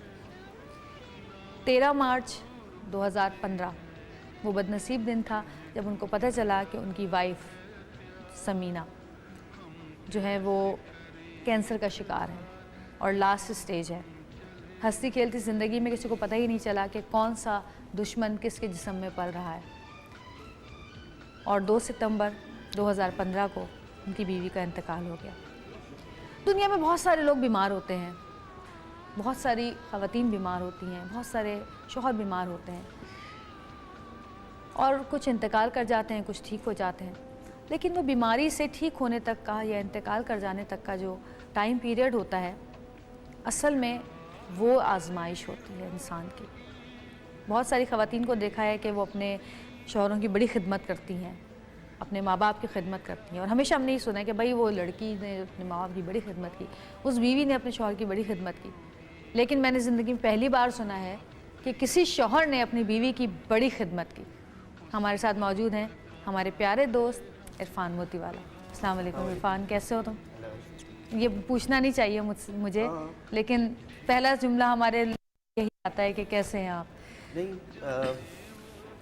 खैर जो वक्त देखा है ना, उसके बाद जहाँ पर वो अब है तो वो सोच के सुकून होता है कि चलो अच्छी जगह पर है, अल्लाह के पास है और अल्लाह उसको जन्नत नसीब करे। आपके दोस्त भी आपके साथ काफ़ी रहे, जिनमें उमैर भी हमारे साथ मौजूद हैं। हमारे बड़े अच्छे नाम है हमारा पाकिस्तान का एक बड़ा टीवी इंडस्ट्री का, और उमैर और सदफ़, हम लोग भी बहुत दोस्ती, लेकिन मैं बहुत ज़्यादा बिजी थी, ये लोग हमेशा साथ रहे। आप काफ़ी बिजी अरसे होने के तक। बाद भी मेरा ख्याल है कि मीडिया का शायद ही कोई ऐसा होगा। बड़ा लोग कहते हैं ना मीडिया बड़ा बेवफा होता है। मुझे जितनी बार मैं डाउन हुआ, मुझे मीडिया ने बूस्टअप किया, चाहे वो बहरोज़ भाई हों, चाहे फ़ख्र आलम हो, चाहे सोहेल जावेद हो, चाहे ये हो, चाहे खालिद भाई हों, कोई भी, इवन कोई नाम ले लें आप, इतना बूस्टअप किया। मैं ज़ाहिर बात है कि एक तो मैंने शुरू में वाइफ को बताया नहीं था, जब मैं लाहौर ले गया तो उसे 20-25 दिन तक बताया नहीं था हाँ, कि मुझे उसे तुमने कैंसर है। बताया था कि मैंने नहीं तो बताया अब उसके सामने हंसना भी है, उसके सामने रोना भी, उसके सामने रोना नहीं है। बाहर आके मैं रोता था, तो जब आपकी कॉल आई, कितनी बार उमैर की कॉल आई, मेरे दोस्तों की, फैमिली की कॉल आती थी, तो मैं वहाँ पे बेधड़क रो पड़ता था, क्योंकि उस वक्त बच्चे भी साथ, बच्चे मेरे ख्याल है 1 हफ्ते बाद ही साथ आ गए थे। हम लोग 6 महीने लाहौर में रहे, और मुझे लग रहा है कि मेरी शादी को ही 6 महीने हुए। पहले जैसे एक मियाँ बीवी का रिश्ता होता है वैसे नॉर्मल था। बच्चे लेकिन- कितने बड़े हैं और शादी को कितना साल हो चुके थे आपके? शादी को 18 साल हो गए थे, लेकिन वही बात है कि असल में मुझे लगा कि ये 6 महीने मेरी शादी को हुए हैं, क्योंकि शादी मियाँ बीवी का रिश्ता ऐसा है कि दुख भी आते हैं, खुशियाँ भी आती हैं। तो इन 6 महीनों में हमने सब कुछ देखा। दुख देखा तो इतना देखा कि शायद ज़िंदगी में मेरे बच्चे और मैं इतनी वर्स्ट सिचुएशन नहीं देखेंगे, इससे ज़्यादा वर्स्ट क्या होगी जो हमने देखी है। और खुशियाँ भी, क्योंकि हमें पता होता था कि 1 कीमो के बाद 5 कीमो उसकी हुई, 5वीं वो टॉलरेट नहीं कर पाई। एक तो वो पेशेंट नहीं थी, वो फाइटर थी। आखिरी सांस से पहले तक कह रही थी कि 6ठी कीमो कब है, वरना मैं बहुत डरा हुआ था कि ये 1-2 कीमो के बाद बोले कि मैं नहीं करा रही इलाज, तो मैं कुछ कर भी नहीं सकता था। लेकिन उसने फ़ाइट की, और मीडिया ने, मेरी फैमिली ने, लाहौर में जितने लोग थे, मुझे लगता ही नहीं था मैं कराची में हूँ या लाहौर में हूँ। बेसिक ये कि अल्लाह ताला ने उसके सारे काम अपने ज़िम्मे ले लिए थे, मतलब उससे रिलेटेड मुझे कोई भी फ़िक्र नहीं होती थी। अल्लाह ने मुझे और मेरे बच्चों को कहा था बस 6 महीने इसकी खिदमत करो। उसके मुंह से निकलता था, क्योंकि मुझे ये, क्योंकि वो खा नहीं सकती थी, 2 चम्मच के अलावा आधा चम्मच और खा लेती थी तो उसका सांस घुट जाता था, तो 2 चम्मच खा सकती थी 1-1.5 घंटे में। उसके मुंह से जो निकलता था, अल्लाह पता नहीं कहाँ से फरिश्ता ला के वो अरेंज करा देता था। ना मुझे अल्लाह का शुक्र है ना एक पैसे की फ़िक्र हुई, सब कुछ अल्लाह ने अपने ज़िम्मे लिया हुआ था। हमें कहा था कि बस इसकी खिदमत करो। मुझे अच्छी तरह याद है, लास्ट मेरी मुलाकात सदफ़ के घर पर हुई थी। हाँ बिल्कुल। और मैंने सदफ़ के सामने ही उसको कहा था, मैंने कहा भाई तुम्हारा वेट इतना कम हो रहा है, तुम क्या कोई डाइटिंग कर रही हो? हाँ। तुम भी डाइटिंग कर रही हो? कहने लगी नहीं मैं तो डाइटिंग नहीं कर रही। मैंने कहा यार फिर डॉक्टर को दिखाओ, मुझे तुम्हारा वेट बहुत कम लग रहा है। कहने लगी मुझे कुछ ना शायद अल्सर का या मैदे का कुछ प्रॉब्लम हो रही है, मुझे एसिडिटी है। 1-1.5 महीने और ये पहले की बात है। वो अभी मुझे डॉक्टर हमें यहाँ पे बैठ के बता कर गई है कि मैदे की कोई भी बीमारी होती है ना, वो पता नहीं चलती आपको जब तक कि वो वर्स नहीं हो जाती। वो अभी बता कर गई हैं कि वो पता मैदे ही का, नहीं चलता। स्पेशली मैदे का कैंसर जो है, जब आपको पता चलता है तो वो स्टेज क्रॉस कर चुका होता है। बाकी कैंसर के बारे में तो आप मुझसे रिसर्च करा लें, हाँ, क्योंकि इतना सही, मालूम इतना कर मालूम कर लिया। लिया। लेकिन जो मिसगाइड कर देते ना, उनसे मुझे बड़ा प्रॉब्लम है। वो एक मैसेज चलता था कि गाजर का 2.5 किलो जूस पियो, ये करो, पता नहीं इतने मैसेज आए। करेले का जूस। ये नहीं, फेसबुक गाजर के ऊपर का। आते हैं कि गाजर फेसबुक पे का। और- मैंने भी कई तो दफा मेरी एक- अब कोई मैसेज, अब कंसर्न ऑब्वियसली एक हमारे उसमें सामने एक केस आ गया। अच्छा, वो प्यार तो वो मोहब्बत में कंसर्न होता था। हाँ, अब वो कंसर्न होता था ना, हमें कहीं से मैसेज मिला तो मैं फौरन इरफान में एक मैसेज फॉरवर्ड कर रहा हूँ, उसको देख कहता है यार ऐसे दिन में कोई हजारों मैसेजेस मेरे पास आ रहे हैं, लोग और चाहने एक ही वाले- ना, हाँ, वो एक ही खातून है मैसेज जो वो कह रही है निकलता है तो वो मैंने- सबके पास से जा रहा एक ही खातून है जो कह रही है मेरे खुद को भी कैंसर नहीं था, उसने हाँ, भी देखा, किसी को देखा तो मैं और ये वो कहता हूँ कि आप जब तक मैसेज आए, बेशक आप जिससे प्यार करते हैं उसको भेज देते हैं, लेकिन पहले सोचें, देखें कि बात ऐसा हो authentic सकता होनी है। चाहिए। वो बात मेरी बीवी सोचने लग गई, यार अगर ये होता है तो फिर मैं नहीं कराती कीमो। मैंने डॉक्टर, उसने बेचारी ने डॉक्टर से मासूमियत में कह दिया कि वो गाजर, तो डॉक्टर ने बड़ा अच्छा जवाब दिया कि फिर शौकत खान हम गाजर का वो डिपो ही बना लेते हैं, अगर कैंसर गाजर से सही हो जाता तो फिर यही हो जाता। फिर ऐसे बहुत सारे लोग देखे जो इलाज नहीं कराते, दम दरूद पे रह जाते हैं।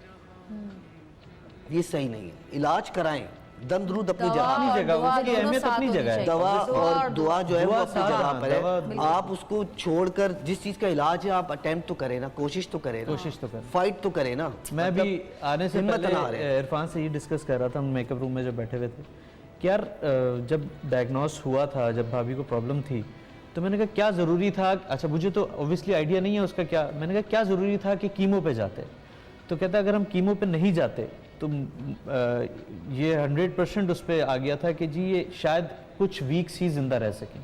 कहते हैं ये नहीं, कीमो ही थी मुझे- जो इलाज ही था जिसकी वजह से वो मुझे कोई- कराची में कह दिया था हाँ। सर्जरी करने जा रहे हैं हम और 2% चांस है, 2 हफ्ते ज़्यादा से ज़्यादा। लेकिन अल्लाह जी जहाँ जिंदगी, उसका जहाँ दाना जितनी पानी सांसें लिखा हुआ था लिखी थी लाहौर अल्लाह सही में, बात। उसका दाना पानी वो लाहौर पोर्शन में में, लिखा था, होटल दूसरे में, शहर में, होटल्स में, exactly। उन लोगों की नेकियां जो जिन्होंने इसके छोटे छोटे काम किए उनको नेकियां मिलनी थी। अल्लाह ने सारा एक प्लान बनाया हुआ होता है, Exactly। उससे पहले ना वो लेकिन तुम लोग को जब पता जवेरिया, चला तो मुझे मैंने समीना में बहुत हिम्मत देखी है। मैं जब लास्ट उससे मिलने गई थी तो कराची आए थे ये कराची आए 2 दिन थे के लिए। लोग। 2 दिन के लिए, तो हम मिलने गए थे। तो मैंने कहा क्या क्या तुम ड्रामा लगा के रखा हुआ है ना तुमने, तो कहती है परेशान नहीं हो, वापस आऊँगी।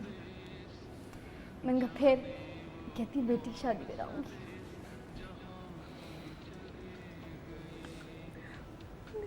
लेकिन 6 महीने में ये तो मेरे बच्चों को बड़ा स्ट्रांग बना गई।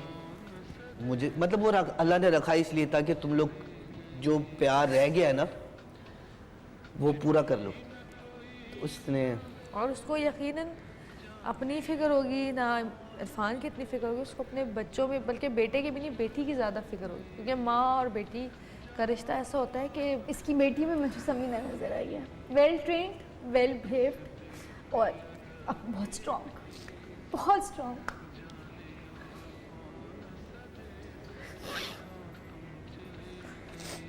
क्योंकि डॉक्टर ने मुझे कहा था वेंट लगाना है ना, तो वेंट मेरी बेटी ने भी मना किया था, मैंने भी मना किया था, क्योंकि हम बहुत वर्स्ट सिचुएशन देख चुके थे।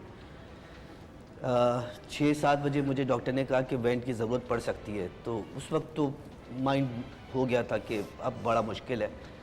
10 बजे से मैं, मेरी बेटी, मेरा बेटा और उसकी अम्मी और साला उसका हाथ पकड़ के उसको पौना घंटा कलमा पढ़ाते रहे। अब बच्चों के सामने उसको कलमा पढ़ा रहे हैं, वो पढ़ रही है, पौना घंटा उसने कलमा पढ़ा। उसके बाद सांस थी, बॉडी ने साथ छोड़ दिया था। फिर 1:10 तक हम हाथ पकड़ के उसके जाने का इंतज़ार करते रहे। तो जो बेटी और जो बेटा माँ को हाथ पकड़ कर भेज रहे हो, उससे ज़्यादा क्या स्ट्रांग होंगे। सही बात। एग्जैक्टली, सही बात। अच्छा, वरना मेरी लोग- 1 बजे बात हुई है इरफान से, व्हाट्सएप पे मैसेज किया मैंने कहा क्या, मैंने सुना है कोई तबीयत ज़्यादा ख़राब हो गई है, कोई मुश्किल है, तो इसने एक बस आखिरी मैसेज किया, बस दुआ करो यार, तकलीफ से ऐसा नहीं। मैंने भी दुआएं भेजी साथ में। अच्छा, उसके बाद मैं सो गया, मैंने कहा बात हो जाएगी।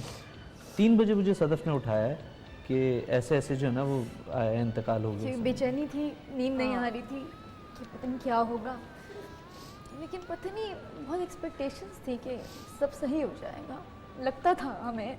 हाँ, ये मुझे मैसेज मैं पूछती थी ना, कहता था कि अब बेहतरी आ रही है या अब ये हो रहा है। बेहतरी आ गई थी। 5वां कीमो जब हुआ तो वो सिर्फ वो टॉलरेट नहीं हुआ, वरना हम लोग इंशाल्लाह अक्टूबर में सर्जरी पे जा रहे थे। बड़ा रिग्रेट किया था, कैंसर 10-15% पैंक्रियाज से भी बाहर आ गया था, पीछे धकेल दिया था, क्योंकि फ़ाइट की थी इसने। और चुप बैठी रहती थी, अब मुस्कुराती रहती थी बातों पे, ना कोई ज़्यादा बोलना, ना बस मुस्कुराना हर वक्त। जब से मैं, कितने सालों गुजर गए मेरे ख्याल, बहुत साल। हमारे घर आए थे उसने इरफान, खाओ से बना इरफान के का नाम खिलाए थे। रखा हुआ था ना हमने, खाओ से बना इरफान के का नाम खिलाए थे। रखा हुआ था समीना का कमीना। खाना बहुत अच्छा बनाती थी। खाना बहुत अच्छा खाना खाना वाना बना के खिलाना। बल्कि जब मेरे घर आई थी तो तब मैंने कहा कि भाई तुम चुप बैठने के लिए आई हो, कुछ तो बोलो। बस तुम बोल रही हो ना, मैं सुन रही हूँ। और पता है वो उसका बहुत दिल था कि वो इरफान के साथ घूमे फिरे, बोलती थी मुझे यार चलें कहीं कहीं छुट्टियां ये करते टाइम हैं। नहीं देता था ये ना? टाइम नहीं नहीं नहीं देता फिर घूमे फिरे ना माशाल्लाह, आखिरी में घूमे फिरे। आखिर में। हाँ, आखिर में एक कीमो के बाद हमें 2 दिन मिलते थे, वो दिन हमारी ईद के होते थे। मतलब एक कीमो के बाद 2 दिन मुझे पता होता था कि ये अब तबीयत ख़राब रहती, लेकिन टाइमिंग का पता होता था। पूरा लाहौर घुमाऊँ व्हील चेयर में, डिपार्टमेंट स्टोर से सामान लेके आता था, इसको रूम में शॉपिंग करवाता था, इसकी साइज़ के कपड़े लेके मैं और बेटी आ जाते थे, फिर इसको शॉपिंग कराते थे। बेशक इतना सा खा सकती थी, लेकिन सुबह 5 बजे भी इसके मुंह से निकले आइसक्रीम तो आइसक्रीम ला के देता था। मैं क्या ला के, मेरी क्या औकात, वो अल्लाह ताला बाहर निकलता था, बंदा आ जाता था कि वो आइसक्रीम, मतलब अल्लाह ने उसके लिए ऐसे ऐसे काम किए। एक 10 पे जब इंतकाल हुआ तो मैं परेशान हो गया कि मैं बॉडी, क्योंकि इसकी ख्वाहिश थी कि मुझे मेरे रूम में गुसल दिया जाए। मैंने कहा यार 1:10 हो रहे हैं, मैं किस तरह कराची ले जाऊँ। वहाँ पे उन्होंने सबने कहा कि सुबह 8 बजे से पहले गुसल नहीं होगा। एक बंदा सोया हुआ था फुटपाथ पे, मैं रो रहा था बाहर बैठ के शौकत खानम के बाहर। वो उठा, उसने बोला क्या है, मैंने कहा ये मसला है, 5 टिकटें भी चाहिए, 6 टिकटें भी चाहिए और कॉफन भी लेके जाना है। उस बंदे ने फ़ोन लिया, 8:30 से पहले कोई फ़्लाइट नहीं थी शेड्यूल, पता चला 6:40 पे कनेक्टिंग फ़्लाइट है जो लंदन जा रही है लाहौर से कराची होते हुए। उसने 6 टिकटें करा दी, उसने कॉफन का इंतज़ाम कर दिया। मैं कहता हूँ ना, मैंने इसके लिए कुछ सोचा ही नहीं, सब अल्लाह ताला ने किया। अल्लाह ताला ने अल्लाह डिज़ाइन ताला किया हुआ अपने था। बंदों के लिए किस वक्त कितना मेहरबान मतलब होता ये है, तो आप हम सोच ही कहेंगे कि नहीं सकते। फरिश्ता आया, उसने आपको टिकट्स लाके हाथ में बिल्कुल, पकड़ाई और था, आप बिल्कुल, बिल्कुल। obviously मजीद बात साला मेरा करेंगे, था वहाँ पे, उसने वो मजीद किया बात करेंगे। एक छोटी सी ब्रेक लेते हैं, ब्रेक के बाद वापस आएंगे, देखते रहिएगा सच।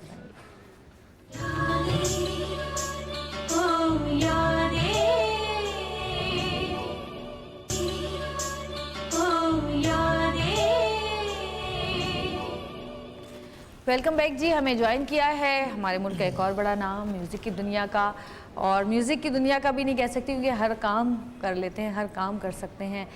होस्टिंग ये करते हैं, ड्रामा में एक्टिंग ये करते हैं, म्यूजिशियन ये हैं, गाना ये गाते हैं, नदीम जाफरी साहब। अस्सलाम वालेकुम।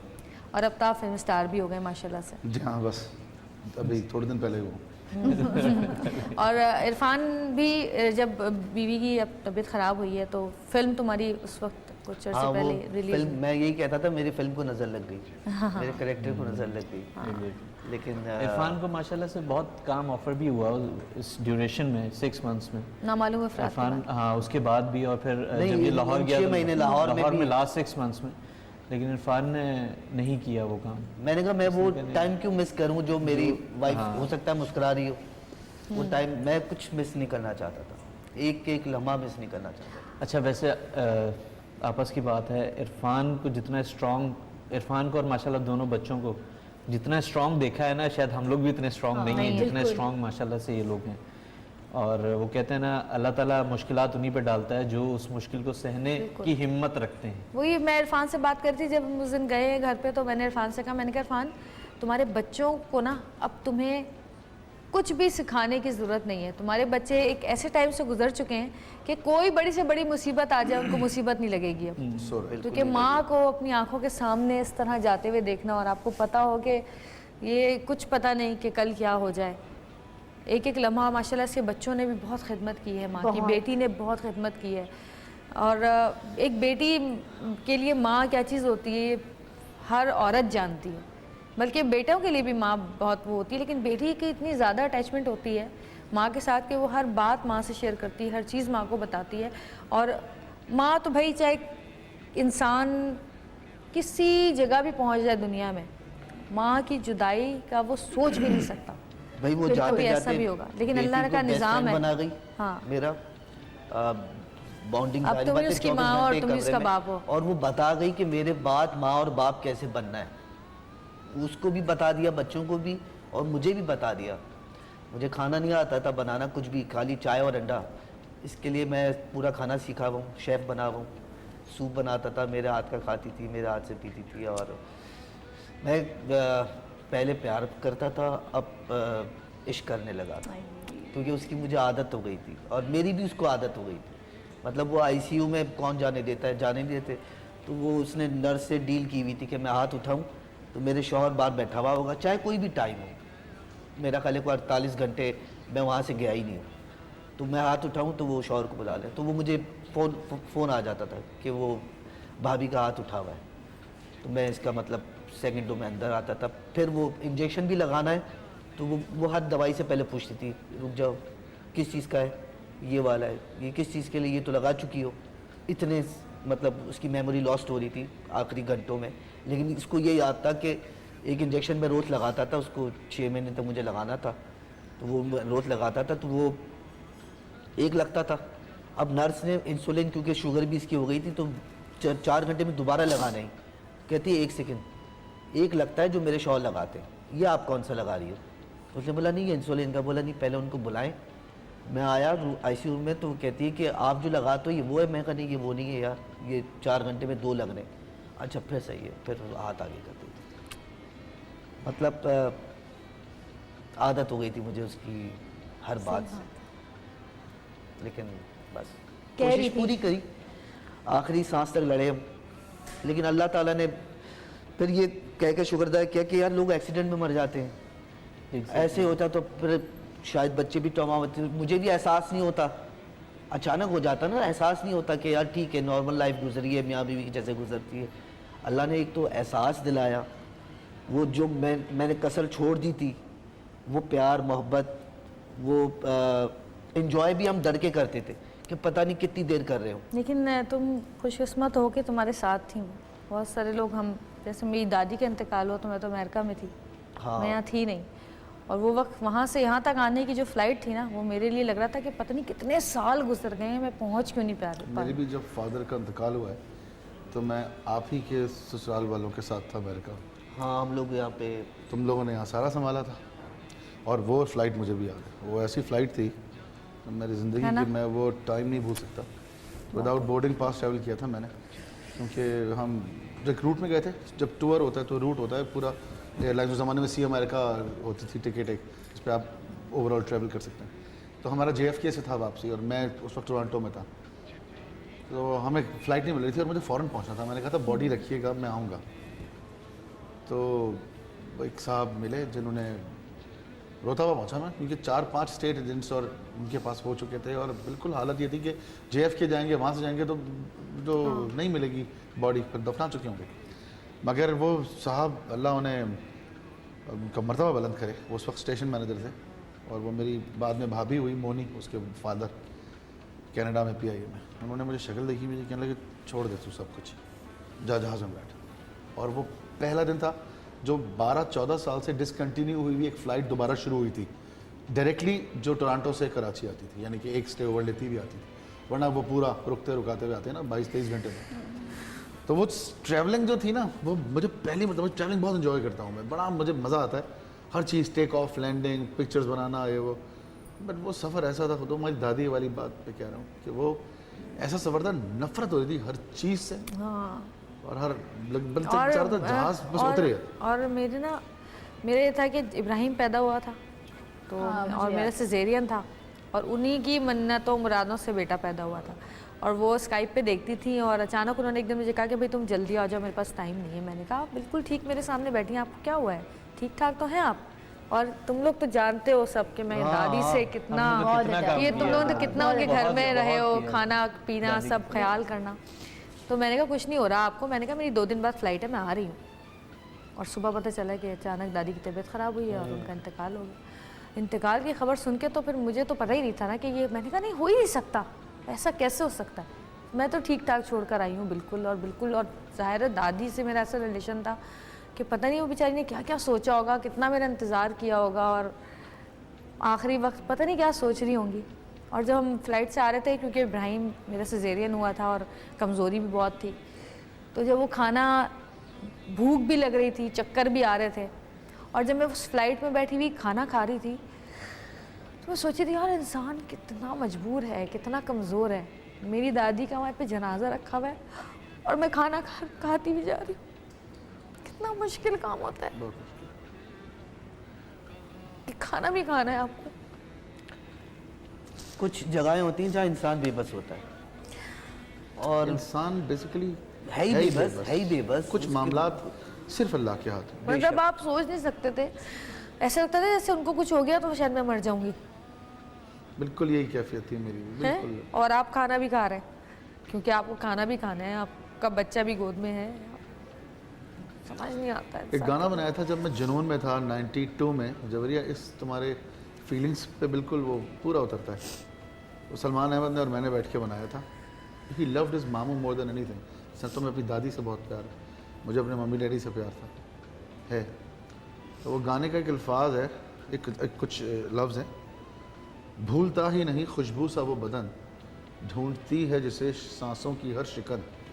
इसके बाद वर्स आता है, मैं कहाँ वो कहाँ बस यादें रह गई, जागने के लिए सिर्फ बातें रह गईं, कह सका ना जो मैं वो बातें हैं।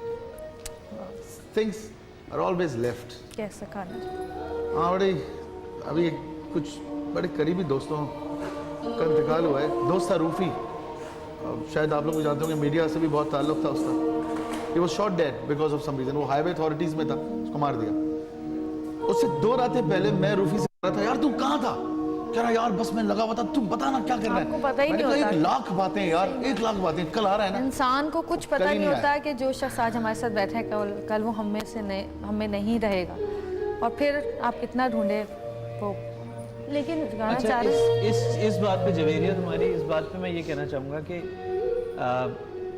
आपस में 1000 रंजिशें सही, आपस में 1000 मसले सही, लेकिन अगर आप रियलिटी में अगर इस चीज़ को देखें ना कि यार कल को हम अब 4-5 लोग साथ बैठे हैं, इनमें से कोई ना हो तो हम वो नहीं करेंगे यार उस वक्त गले मिल ही लेता यार, मैं यार उस वक्त खत्म कर ही देता यार। तो भाई अभी कर दो खत्म, जरूरी थोड़ी है कि उसी वक्त कल को खत्म करो और उसी पछताना वक्त पड़े। पछताओ। बिल्कुल बिल्कुल। लड़ना जी काशी भाई छोड़ दें। गाना गा रहे हैं? चिट्ठी न कोई संदेश, जाने वो कौन सा देश, जहाँ तुम चले गए, ओ जहाँ तुम चले गए। इस दिल पे लगा के ठेर, जाने वो कौन सा देश, जहाँ तुम चले गए। चिट्ठी न कोई संदेश, जाने वो कौन सा देश, जहाँ तुम चले गए,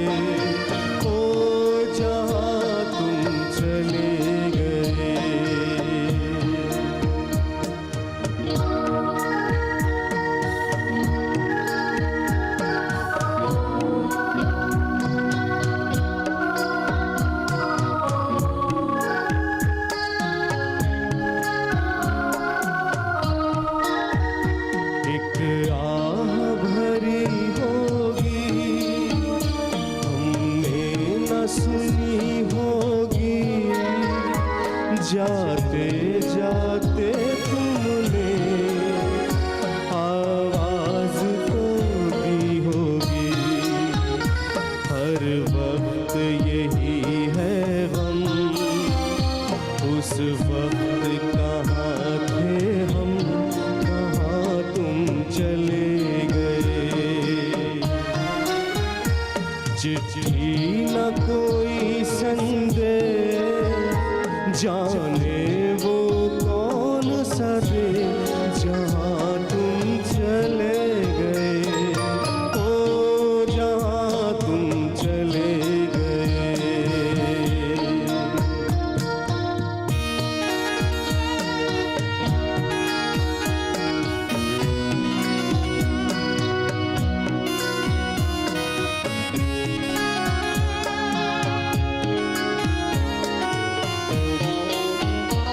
हर चीज पे अशकों से लिखा है तुम्हारा नाम, ये रस्ते हर गलियां तुम्हें कर ना सके सलाम। हर चीज पे अशकों से लिखा है तुम्हारा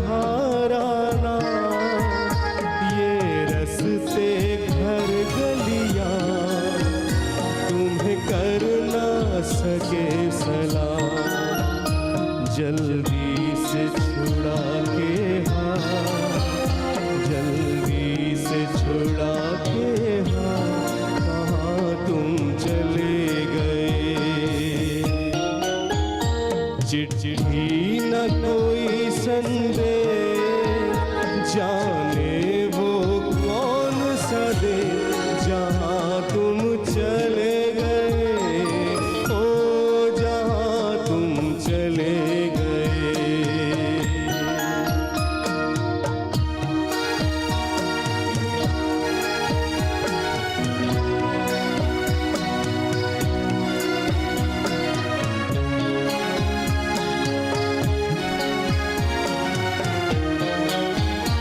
अब यादों के कांटे इस दिल में चुभते हैं, ना दर्द ठहरता है ना आंसू रुकते हैं।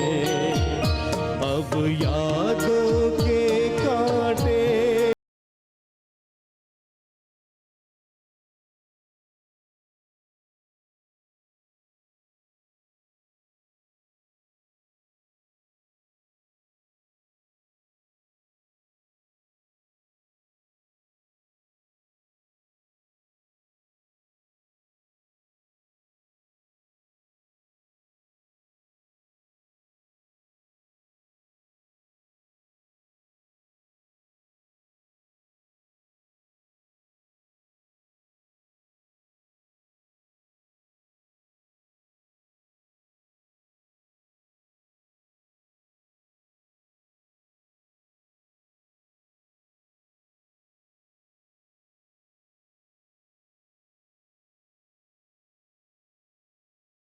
जाने वो कौन सा दे जहाँ तुम चले गए, ओ जहाँ तुम चले गए, ओ जहाँ तुम चले गए, ओ जहाँ तुम चले गए।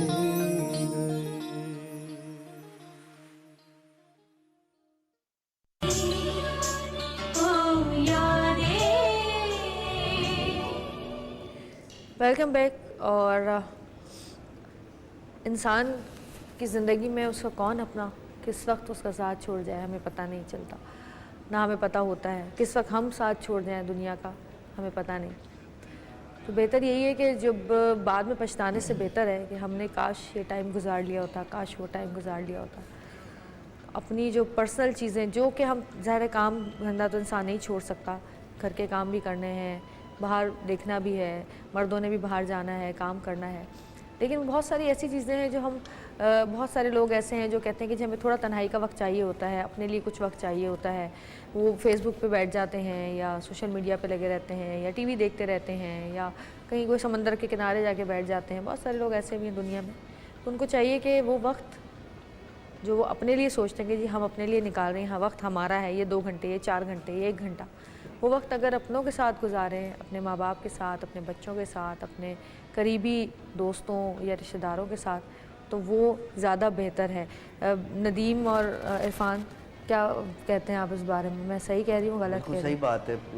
बाद में आपको मौका मिले ना मिले, अब जितना टाइम है जो आपके पास बचा हुआ टाइम है वो आप शेयर करें अपने लाइफ पार्टनर के साथ, अपने माँ बाप के साथ, क्योंकि आपका थोड़ी देर अपने माँ या बाप के साथ बैठना उनके लिए बहुत बड़ी बात है। जब आप घर आ जाएं तो। जब आप घर आ जाएं, सारा दिन आप काम करें कोई बात नहीं, लेकिन थोड़ी देर आके अपनी माँ के पास फिर तो आपके लाइफ पार्टनर के साथ बैठना ही है, लेकिन माँ या बाप जो भी है उनके साथ अपना वक्त गुजारें तो वो उनके लिए उनका वो थोड़ा सा टाइम जो उनके लिए बहुत होता है। वो माँ बाप में, बहन भाइयों में, करीबी दोस्तों में, मियाँ बीवी में अक्सर नाचाकियाँ और नाराज़गियाँ होती हैं और वो मरते दम तक रहती हैं।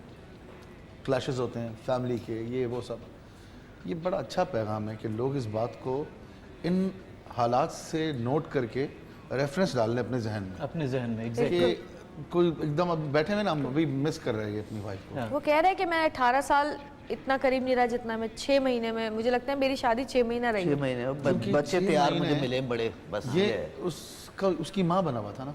अच्छा, मैं यहाँ जिक्र करता चलूँ, इरफान ने जिक्र किया था, हमारे एक दोस्त हैं बहुत प्यारे, खालिद खान साहब। बेसिकली जब उन्हें पता चला तो वो गए इरफान से मिलने के लाहौर लिए। गए थे जी, नहीं, लाहौर नहीं, लाहौर तो बाद में गए थे। घर इरफान के घर आए, लाहौर भी उन्होंने गए थे। कहा कि यार क्या मसला है, क्यों नहीं ले जा रहा तू भाभी को, इलाज करा भाभी का, ये कर वो कर। इसने कहा मैं डिसाइड नहीं कर पा रहा क्या करूँ। तो उन्होंने डिसाइड क्या करना है, चल बस शौकत मैंने खानम चले। इस्तिखारा किया। इस्तिखारा किया उन्होंने और उनका चल गए ही लोग सुबह, और खालिद भाई साथ गए। और इनिशियली सारा उधर का सेटअप और वो जो जिस स्टेज पे भाभी थी शौकत खानम वाले, तो उस स्टेज पे एडमिट भी नहीं करते हैं, तो इलाज भी नहीं करते वो, तो कहते हैं थर्ड स्टेज पे नहीं करते। तो वो फिर खालिद भाई ने, फिर वो फखर भाई ने, सब ने भाग दौड़ करके उधर इलाज शुरू करवाया, सारा सिलसिला किया। वो 3-4 दिन वहाँ रहे, वो सारा इनिशिएट करवा के वापस आए। मतलब इस पूरी जर्नी में बहुत सारे लोग हैं जिनके बगैर मैं कुछ नहीं। मेरी फैमिली सपोर्ट, क्योंकि फाइनेंशियली अब इस हर एक मैं हर जगह किराए पे रहा, रेंट पे रहा, होटल में रहा, आबिद भाई की होटल थे, यॉर्क होटल, हर एक ने मेरे चाचा, मेरी फैमिली, मेरे कुछ मीडिया के ऐसे फ्रेंड जो जिनका मैं नाम नहीं ले सकता, मुझे मना किया है। फाइनेंशियल सपोर्ट, मैंने कहा ना, मुझे कुछ नहीं सोचना पड़ता था, अल्लाह उनके जहन में डालता था। और इसके लिए पैसे कहाँ से आ जाते तो मुझे नहीं पता। मतलब मेरे होता है फैमिली नहीं सपोर्ट करती, मेरे इन लॉस ने बड़ा सपोर्ट किया। अगर वो मुझे कह देते नहीं इलाज नहीं कराना तो मैं कुछ नहीं कर सकता था। मेरी सास, मेरा साला, मेरी सालिया एक टांग पे खड़े रहे आखिरी दम तक, और हम सब की बाउंडिंग की वजह से ही जितने उसको हौसला फैमिली में मिला। जो झगड़े वगड़े होंगे वो भी खत्म हो चुके होंगे। मतलब लड़ाइयाँ होती होता है हैं। ना? मैं हमेशा अल्लाह में से दुआ करता था, अल्लाह मियां हम सब साथ बैठे हों, ऐसा दिन भी आए, क्योंकि लड़ाइयाँ होती हैं, लड़ाई के बगैर कोई घर चलता नहीं है। तो अल्लाह मियां ने कहा वो दिन तो आ गया, बैठे हुए तो सब हैं, लेकिन इस तरह आया। सही। अभी भी 6 महीने में पॉइंट है कि इस तरह दिन आने से बेहतर है कि पहले ले इससे पहले आप सही हो जाएं, सब, हाँ बिल्कुल सही हो और जाए। समीना की हाँ जी समीना की दोस्त की कॉल है, जो आपके दोस्त की वाइफ हैं, फातिमा जिलानी, कामरान Best जिलानी friend, की मेरी वाइफ wife हैं। की best friend। बिल्कुल, उनसे बात करते हैं। हेलो, अस्सलाम वालेकुम फातिमा। अस्सलाम वालेकुम जी, कैसी हैं आप? बिल्कुल ठीक, अल्हम्दुलिल्लाह। जी फातिमा, बस आपके प्रोग्राम ने तो जब से आपने शुरू किया है ये प्रोग्राम, उस टाइम से मतलब है ऐसी बातें हैं, हम रिकॉल कर रहे हैं सारी बातें। मैं कामरान बैठे हैं और आप यकीन माने कोई ऐसा लम्हा नहीं कि एक आंख से एक कतरा भी बंद हुआ हो। मैं समझती हूँ कि अल्लाह के बाद मुझे कराची में जिसने सहारा दिया वो 2 रिश्ते हैं, इरफान भाई और ये जो समीना। मेरे बच्चे को मेरे हस्बैंड के बाद सबसे पहले समीना ने गोद में लिया। मुझे जितना मेरा मुश्किल टाइम है उस बंदी ने मेरा साथ दिया। मुझे बहुत मुश्किल हुई शुरू में यहाँ एडजस्ट करने में, क्योंकि मेरा मीडिया से ताल्लुक नहीं था। कामरान के साथ बॉन्डिंग बनाने में, मतलब इरफान भाई सारी दुनिया जानती है, कामरान और इरफान भाई दोनों भाइयों की तरह, लेकिन समीना मेरी बहनों से भी बढ़कर। मैं बर्दाश्त नहीं कर पा रही अभी तक। मैं वो सोचती हूँ कि मैं कहाँ जाऊंगी। मैं उस शाहरा फैसल से गुजरती हूँ, वो रोड मुझे काटती है, मैं कहाँ जाऊंगी। मुझे अभी तक मैं जवेरिया बता नहीं सकती। आप यकीन माने, मैं कामरान से कह रही थी मुझसे कॉल नहीं अटेंड होगी। मैंने इरफान भाई से कहा आप समीना का नंबर बंद नहीं कीजिएगा, मैं रोज कॉल करती हूँ उस पर, मेरे दिल पे हौसला नहीं आता। जवेरिया मैं बता नहीं सकती कि मतलब आपने तो बहुत टाइम शेयर किया ना, लेकिन मेरे साथ एक बंदी ने सिर्फ थी, एक बंदी। मेरी शादी को मेंटेन करने में शुरू में प्रॉब्लम्स थी। इरफान भाई ने और समीना ने बहुत बड़ा किरदार अदा किया है मेरे मतलब है बच्चे को बड़ा कराने में। मैं समझती हूँ कि मैं बाद में माँ हूँ अयान की, समीना पहले थी, उसकी हाथ में पहले गया मेरी गोद से जाने से पहले। उसको कपड़े अपने हाथ से उसने पिलाए। उसको पहली दफा मेरे बेटे को हंसाने वाली समीना थी। उसको क्या खिलाना है, क्या करना है, समीना मुझे बताती थी। जरा सा उसको बुखार होता था तो मुझे इस तरह वो डांटती थी जैसे एक सगी माँ किसी। मैं बता नहीं सकती जवेरिया, मैं बिल्कुल बता नहीं सकती आपको। फातिमा अब देखो तुम अब तुम देखो तो उसने तुम्हारे साथ लिए किया इतना ना, अब उसकी बेटी जो है तुम उसमें सबीना को ढूंढ सकती हो, उसमें सबीना को देख सकती हो, उसका ख्याल कर सकती हो, उसको मॉरल सपोर्ट दे सकती हो उसको, क्योंकि लड़कियों की जब ऐसी उम्र होती है तो उसको किसी माँ जैसी औरत की ज़रूरत बहुत होती है, और वो जो उसकी दोस्त भी बन सके, क्योंकि हर दादी को दोस्त नहीं बना सकता इंसान, नानी को दोस्त नहीं बना सकता। बिल्कुल। तो अब तुम्हें उसकी बेटी के साथ उसी तरह रहना है जिस तरह वो तुम्हारे साथ रहती है, तो उसको दुनिया की ऊंच नीच समझ बूझ जो लड़कियों को दी जाती है इस टाइम पर, इस उम्र में, उसको बतानी है। बस मुझे आपकी दुआ चाहिए कि अल्लाह मियाँ मुझे इसकी इंशाल्लाह, इस और चीज़ तुम में देखना पूरा करे। बिल्कुल, और इसी चीज़ से तुम्हें सेटिस्फेक्शन भी मिलेगी, देखना तुम। इंशाल्लाह। लेकिन मैं समीना का देना नहीं दे सकती, मैं समीना का एक पॉइंट भी नहीं पूरा कर सकती जो उसने मेरे साथ किया, जो मेरे साथ जिंदगी में किया है। बस मेरी बहुत सारी दुआएं आपकी दादी के लिए भी और हर एक के लिए भी। आपके प्रोग्राम ने मतलब इतना अच्छा प्रोग्राम आपने कंडक्ट किया है, और अल्लाह मियाँ मेरे भाई, मेरे इरफान भाई को इतना हौसला दे। आमीन। और अब ये हम सब मीडिया वालों का काम है कि इन्हें इतना मसरूफ कर दें काम में, इतना इन्हें मसरूफ कर दें, ये अब मीडिया का काम है कि इस बंदे को सही यूटिलाइज करे, जिसने हर एक बंदे की मतलब ये सही टाइम है हम सब मीडिया वालों का इस बंदे का साथ देने का। बिल्कुल बिल्कुल ठीक कहा। शुक्रिया Fatima, thank you so much, बहुत शुक्रिया। वो 3-4 बजे कभी तकलीफ में होती थी ना, तो फिर याद करती थी कि यार मैं उस वक्त किसी से लड़ी थी, उसको फ़ोन करो ना, मैं माफ़ी मांग लूँ। उसने जितने लोगों से कभी ऊंची आवाज़ में भी बात की ना, उसको रात को या उसकी दोपहर आवाज़ निकलती कब थी? हम तो आवाज़ उसकी मतलब धीमा ही कभी बोलती किसी थी से हमेशा। होता है उससे वो फ़ोन करके माफ़ी मांगती थी कि पता नहीं यार, हो सकता है मैं इसलिए तकलीफ में हूँ कि उसको बुरा लगा हो, उसको बुरा लगा हो। ये भी ब्लेसिंग है अल्लाह की तरफ वैसे से। एक बात आज कंफर्म हो गई, ये बात हमने बहुत बार सुनी है, मगर आज बिल्कुल पक्की हो गई कि जो अच्छे लोग होते हैं ना, अल्लाह उन्हें बुला लेता है, और जल्दी बुला लेता है। और वही कह रहा हूँ ना, अल्लाह हमारे सामने।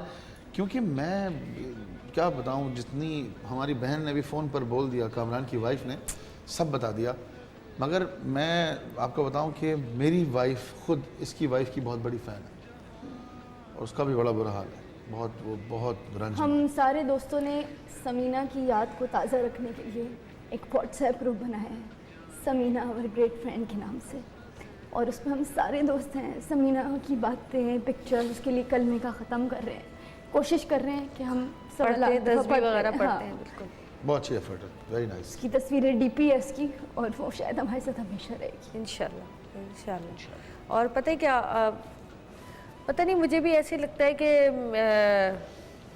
जो लोग यहाँ से चले जाते हैं दुनिया से, वो किसी ना किसी तरह हमसे कनेक्ट ज़रूर रहते हैं। 100% ठीक है, या तो किसी की शबाहत में, या तो उनकी शबी आती है किसी के अंदर, चाहे वो हमारे अपने लोग हों या कोई पराया हो। आपको देख के बस एहसास होता है कि बस जैसे अम्मी है नदीम तुम्हारी, कोई तो ऐसा तुम्हें दिखता होगा इस दुनिया में तुम्हारे आसपास जिसको देख के तुम्हें अपनी अम्मी एकदम से याद आती होंगी। हाँ, मुझे है ना? मेरी जो बेटी अभी मेरे यहाँ विलादत हुई है, अभी माशाल्लाह 7 महीने की है वो, उसको मुझे उसके अंदर कभी कभी एकदम उसकी आँखों से, उसके देखने से लगता है मुझे अम्मी देख रही हैं, और मैं घर में बुला के बच्चों को और दानिया को सबको बताता हूँ, देखो इसका ग्लास देखो। वो एक शेर है ना कि बाद मरने के भी बच्चों की खिदमत के लिए रूप बेटी का बदल के घर में आ जाती है। वाकई मैं अपनी छोटी बेटी को मम्मा बुलाता हूँ, उसका नाम जहरा बिनते नदीम है।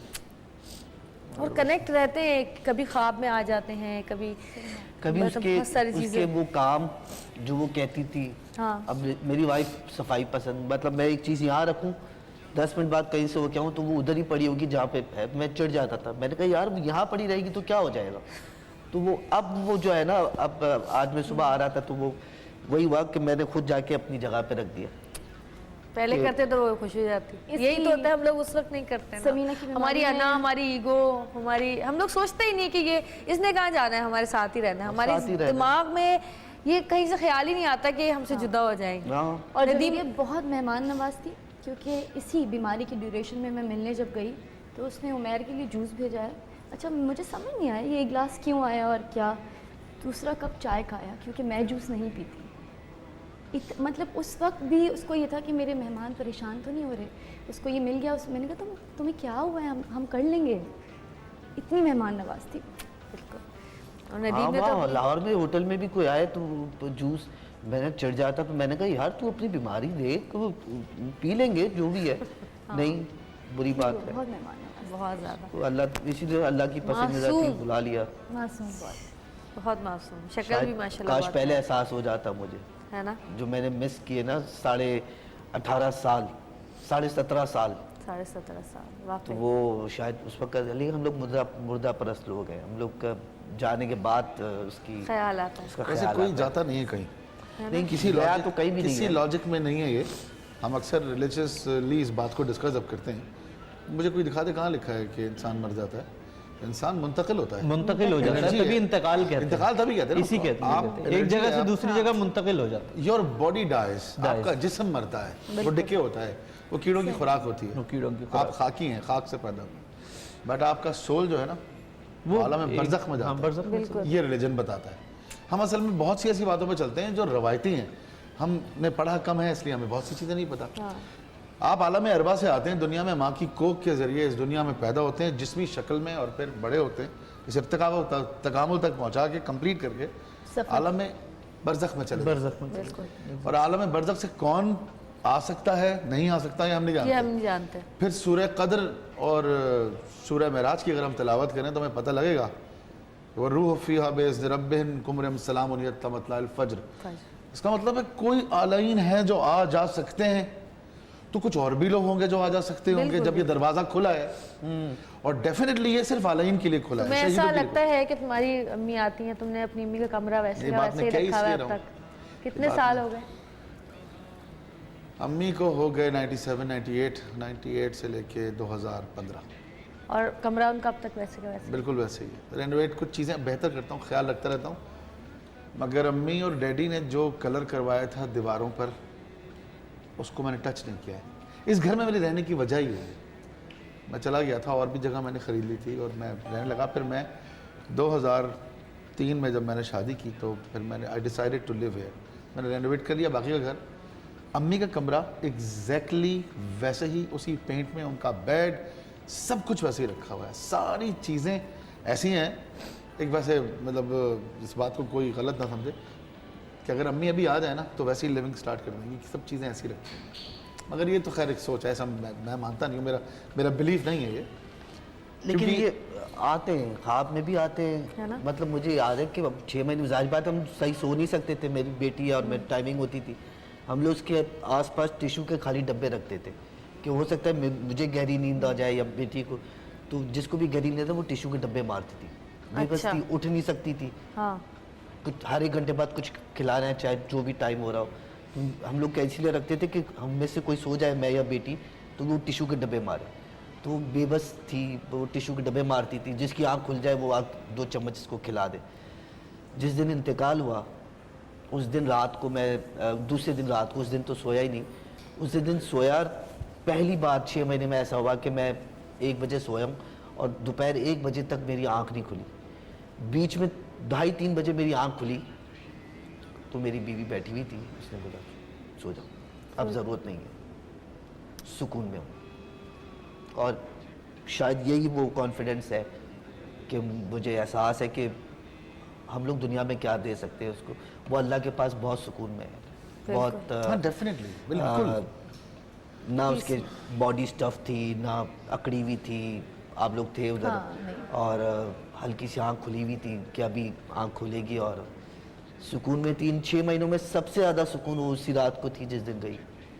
तो वो मेरे देख ख्याल के अपनी पूरी और जिंदगी में हौसला। वो सुकून में उसी वक्त। हाँ हो सकता है, क्योंकि औरत जिस तरह वो रिश्ते निभा रही होती है वो किसी ना किसी तरह लड़ ही रही होती है, एक हर बात रिश्ते से मैं किसी ऐड ना किसी करूंगा तरह यहाँ वो पे, लड़ रही होती है। औरत जो है ना असल में पूरा उसका मसरफ जो है ज़िंदगी में वो कुर्बानियों से भरा हुआ है। बिल्कुल। और इस दुनिया में बेसुकून असल में वो औरत है जो कुर्बानियाँ देने से कासिर है। एग्जैक्टली। वो अंदर से बेचैन रहती है जो कुछ कर नहीं पाती। दिखने में बज़ाहिर आपको वो एक बहुत कंप्लीट वुमन नज़र आती है, मगर वो अंदर से खोखली होती है, क्योंकि औरत का डिज़ाइन ही है, किसी का इंफ्रास्ट्रक्चर जो है वही है वो कि उसने कुछ देना है, करना है, तो वो खुश रहती है। मैंने इसकी वाइफ की शक्ल पे ऐसा मुतमईन एक्सप्रेशन देखा है हमेशा, चाहे इसके हालात अच्छे हों, peaceful, खराब हों, हाँ, कुछ हो, peaceful। मुस्कुराती रहती थी पीसफुल बस। एक्सप्रेशन, और बच्चों का और खाती रहती थी, मुंह में कुछ रखा हुआ था उसके। बस एक वही खाना सौंफ, उसको लेते हैं, खाना, हाँ छालिया, अब छालिया। तो नफरत हो गई छालिया से। उसी की वजह से हुआ है प्रॉब्लम। नहीं, उसकी वजह से ये बस होता है, ये एक्टिव हो जाता है 1 महीने पहले और किस तरह हो जाता है एक ये। बड़ा पुराना ग्रुप है अगर हमारे किसी को दोस्तों पता हो का। ना तो वो छोड़ दें सब खाना पीना, लेकिन ऐसा कुछ नहीं होता। नहीं मगर होता भी है, नहीं होता है, कुछ गलत चीज़ें होती है, लेकिन ये लोगों कि को- आप ये नहीं कि खाना शुरू कर दें। गलत चीज़ें जो लोग अपने लिए देखें। अभी फरीद भाई का इंतकाल हुआ, फरीद हाँ। कॉमेडियन, और उनको आदत थी वो छालिया मुंह में रख के सोते थे रात में। This is wrong. अब ये चीज़ें तो बुरी हैं। बुरी तो है। गुटके बुरी तो खाते है। लोग, ये चीज़ें इतनी डेंजरस हैं, cancer, हाँ। डैमेजिंग हैं इतनी। तो खैर, मैं बता अल्लाह था हमारा सबको- ग्रुप था शुरू में, बड़ी मोहब्बतें, फ़ख्र आलम, सोहेल जावेद, इरफान, मैं, नदीम काज़मी, नासिर काज़मी। हम लोग अक्सर जब बैठते थे तो अभी भी जब बैठते हैं तो 2 दिन हो जाते हैं, बातें पुरानी निकल आती हैं, एक दूसरे से प्यार करते हैं। कभी ज़िंदगी में इरफान की बीवी का फ़ोन आया, सबका आता था। इरफान की बीवी का कभी फ़ोन नहीं आया कि कहाँ हो, किधर, क्यों नहीं आ रहे, क्या हो गया, ये हो गया। ये नॉन स्टॉप फन हम लोग जब 2-2 1.5 दिन कर रहे होते थे, तो she was satisfied, she was a very satisfied wife, she was a satisfied mom and she died satisfied, because उसने ज़िंदगी में कुछ दे के गई है। वो यहाँ पे सबको दे के गई है। भाई why are we talking about her, ये अपने प्रोग्राम बेसिकली उसी की याद में। बिल्कुल। तो बिकॉज उसने अपने पार्ट से इस दुनिया में कुछ दिया है। जो लोग सेल्फिश होते हैं उन्हें कोई नहीं आता, उन्हें कोई याद नहीं करता। उस दुनिया में कुछ दे के जाते हैं ना। हर एक से इससे मुंसलिक हर आदमी से भाभी की कोई ना कोई मेमोरी है, कोई ना कोई मेमोरी, छोटी बड़ी गहरी कम है। हर एक की। हालांकि वो बिल्कुल नॉन मीडिया पर्सन, हाँ बिल्कुल। मैंने उसके किसी प्रीमियर पे, किसी इनॉग्रेशन पे कहीं कभी पर नहीं जाती। वो सिर्फ हमारी पर्सनल पार्टीज में मिलती थी, बीवियों से मिलती थी। और इसे हर ईद पे सबके घर ले जाती थी, वही ले जाती थी। हम इंतज़ार कर रहे होते थे कि अब इरफान ने आना है, इरफान ने आना है। कामरान जिलानी और इरफान कामरान और इरफान की हाजिरी मस्ट होती मस्ट है, होती कुछ हो जाए। ये दोनों आते ही आते हैं हर हालत में, और साथ ही आते थे, साथ ही और आते साथ ही आते थे। क्योंकि भाभी इस्लामाबाद से है ना, वो जब कराची आई तो उनका ससुराल मैका कहते हैं ना, मैका यहाँ पे नहीं। अब वो मैं क्योंकि बड़ी अटैचमेंट कामरान के साथ, तो शादी के अच्छा इसकी भी फैमिली ही नहीं है, कामरान की भी कोई बड़ी फैमिली नहीं, खाली अम्मी और अदनान भाई हैं। तो मैं यहाँ पे अब मैं हूँ, तो फिर वो मेरी वाइफ तो पहले दिन से लेके जब वो कराची आई थी, बल्कि इससे पहले जब मिलने आई थी तब से, और इनकी अटैचमेंट बहुत, शॉपिंग करनी हो हाँ। तो समीना कुछ भी हो, अयान हुआ तो जाहिर बात है वो माँ बनी है और तो उसको नहीं पता, तो समीना ने सारी बातें, तो वो अटैचमेंट उसके साथ बहुत थी। बाकी इरफान तो हम अटैचमेंट ईद किसी पे के अब साथ भी भी हो इंतज़ार जाती थी। करेंगे। हाँ, ईद पे हम अब भी इंतज़ार करेंगे। मैं इंशाल्लाह हर कुछ वैसे ही करूँगा जो मैं करता था, बिल्कुल। चाहे वो मेरे लॉस से हो कोई भी बात, चाहे वो मेरी बेटी को मैंने BBA में एडमिशन करा दिया है, कह रही थी पढ़ना पढ़ाना है इंशाल्लाह। वैसे तो मैं तुम्हारी बेटी बच्चे क्या में पूरी कहते हैं जिंदगी तुम्हारी बीवी नजर आई। मेरी बेस्ट पूरी फ्रेंड। उसकी जो स्पिरिट है ना वो वही अपनी है। माँ जैसी है। इरफान के मैं जब बच्चों का गया एक था ना, मेरे तो ख्याल मैं- वीडियो है, वो हम अभी दिखाएंगे हाँ, वो मेरा ख्याल है आवाज़ में कोई प्रॉब्लम हुआ है। मैं अच्छा। जब गया था ना लाहौर, तो बेटे को शॉपिंग कराने जब ईद आती थी जाता था, तो बच्चों की दुकान पे जाता था। मेरा ख्याल है वहाँ गए हुए 1 महीना हुआ, अब जाने लगा तो वो कहते हैं भाई इसको आप अपनी दुकान पे ले जाएं जहाँ से आप शॉपिंग करते हैं। बड़ा हो गया, बड़ा हो गया मेरे कपड़े पहन रहा है। माशाल्लाह। तो मैंने कहा मेरी वाइफ कैसे वक्त गुजरता पूरा है। तैयार करके गई है, मुझे कुछ नहीं करना। बाकी तो खैर मेरी अभी अल्लाह उनको लंबी उम्र दे, भाई भाभी हैं घर में, इसीलिए मुझे ज़्यादा वो नहीं हो रहा। वो खला तो नहीं पूरा होगा बीवी वाला, लेकिन फिर भी अगर मैं अकेला होता, छोटे बच्चे होते, फिर मुश्किल ज़्यादा तो मैं क्या करता, क्योंकि ये तो फील्ड ही ऐसी है जहाँ पे और टाइम का कुछ पता ही नहीं टाइम का होता। कुछ पता नहीं। आखिरी में कहती थी कि यार इस वक्त ये बात कही जा सकती है कि जो लोग कहते हैं कि जॉइंट फैमिली में रहना बहुत मुश्किल है, जॉइंट फैमिली भी ब्लेसिंग है। बहुत बड़ी ब्लेसिंग है। Family is definitely a blessing. Blessing हाँ, बिल्कुल। बिल्कुल ठीक है, बेकार बात है ये, जो हाँ, लोग बोलते बेकार हैं बात अकेले है, रहना exactly। बेहतर है। बहुत Joint बड़ी families blessing में है। बहुत बड़ी भी blessing है। पहले मतलब बच्चे अब तक मैं अगर आप टूट नोट चुका करें, होता अगर मैं ये तो आज सोचता। जो जबरदस्त और आपको बेहतरीन हालत में नजर आ रहे हैं वो इसलिए कि वो जिनके दादा चचा फुफियां उन्हें ग्रूम करते हैं। भाई पूरी एक faculty टीम तैयार कर रही है ना पूरी आपको। फैकल्टी होती है ट्रेन करने के लिए। training के तो हम बाहर होते हैं यार, हम कहाँ बच्चों को पूरा टाइम Exactly, दे time नहीं दे पाते। आए शाम में खेल लिया, सो गए, थोड़ा बहुत स्विमिंग पूल चले गए तो हॉकी खेल ली तो क्रिकेट खेल लिया। बट जो पूरा दिन लोग बता रहे होते हैं बातें ना, वो आपके काम आती है पूरी Exactly। जिंदगी। अच्छा नदीम, जब अम्मी बीमार थी तो जब तुम अम्मी के साथ थे, हाँ, मैं अम्मी के कभी अलग हो ही नहीं। मैं तो 24 साल का लूमड़ अम्मी के बिस्तर पे सोता था। I used to sleep with my mom when she died. I was 23 years old. और मैं सुना अंगूठा, पैर का अंगूठा पकड़ के सोते थे। सारी बातें नहीं बताने की। तो मैं अम्मी के पास ही सोता था। अम्मी का जहाँ पैर होते थे मैं वहाँ सोता था। तो मेरी एक आदत थी, अम्मी के पैर का अंगूठा पकड़ लेता था, बस मुझे नींद आ जाती थी। अच्छा, उस वक्त हमारी वाइफ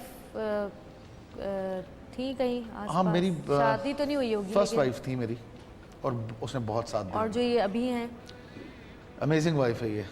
असल में मेरी वाइफ यही है, मेरी सोलमेट यही है। हमारी बहुत सी आदतें नहीं मिलती, बहुत सी आदतें बिल्कुल मुख्तलिफ हैं, बट हम कहीं कनेक्ट होते हैं बहुत बुरी तरह। मुझे उसमें अपनी माँ भी नज़र आती है अक्सर, अपना बेस्ट फ्रेंड भी नज़र आता है। झगड़े भी हमारे ज़बरदस्त होते हैं, मगर हम बड़ी अजीब होती है ये जो मियाँ बीवी का रिश्ता होता है ना, जब आपके बच्चे हो जाते हैं। तो coming back to the same topic, वो फिर आपको पता लगता है माँ क्या होती है। जब मैंने अपनी बीवी को, अपने बच्चों को प्यार करते हुए देखा, तो मुझे सबसे पहले मेरी माँ याद आई कि मैं वो उस अफेक्शन को तो पहचानता ही नहीं था। अब नज़र आ रहा है मुझे, क्योंकि उस वक्त आप ज़ाहिर है इतने समझदार नहीं होते, हम ग्रोथ नहीं होती इतनी। But now I can absorb everything, whatever. मैं जो लाइफ आपको ऐसे सिखाती है ना नदीम भाई। अब आप माँ बाप बने तो आपको पता चला कि यार आपके माँ बाप ने आपके लिए ये किया था। हाँ। अब आप ये कर रहे हो अपने बच्चों के लिए। और कितना मुश्किल है ये काम करना अपने बच्चों के लिए, और ये सारी चीजें बड़ी अजीब सी बताऊं, मैं शेयर करूं, हर मर्द में भी एक माँ होती है। हर मेडिकली भी प्रूवन है ये कि हार्मोन्स होते हैं, तो वो हार्मोन्स एक्टिवेट होते हैं। आपकी हर फीलिंग के हार्मोन्स होते हैं। बाप के प्यार के अलग होते हैं, भाई के, भाई प्यार तो एक ही है ना, मगर उसके सब्जेक्ट्स अलग अलग हैं। अल्लाह का प्यार है, हाँ। बाप का प्यार है, माँ का प्यार है, बीवी का प्यार है, बच्चों का प्यार है। तो वो जो माँ वाले हार्मोन्स है ना, वो जनरेट होते हैं। और वो मैंने देखे हैं। यहाँ मैं एक और दोस्त का जिक्र करना चाहूँगा। It's a very personal thing. हमारा आर्मी का ज़बरदस्त मुजाहिद, एक मेरा बहुत प्यारा दोस्त, इंटेलिजेंस में सर्व करता रहा, मेजर एजाज नाम है उसका, शायद तुम जानती हो, सऊद तो जानता है। मेजर एजाज की भी वाइफ की बिल्कुल ऐसे ही डेथ हुई है इसी बीमारी से, सिर्फ 4 महीने पहले। और मेजर को अब मैं देख रहा हूँ माँ बने हुए। ये जिक्र मैंने इसलिए किया कि अब वो जिस तरह अच्छा उस के दोनों बच्चे जो हैं वो बेइंतहा अटैच थे माँ से। होते हैं बच्चे माँ से ऑब्वियसली, बट अब मैं देखता हूँ कि वो जो रिलेशनशिप है वो अब उसको निभाना है, अब एजाज को निभाना है वो रिलेशनशिप। और एक पैकेज हम दिखाएंगे नदीम का, आप लोग देखिए ज़रा।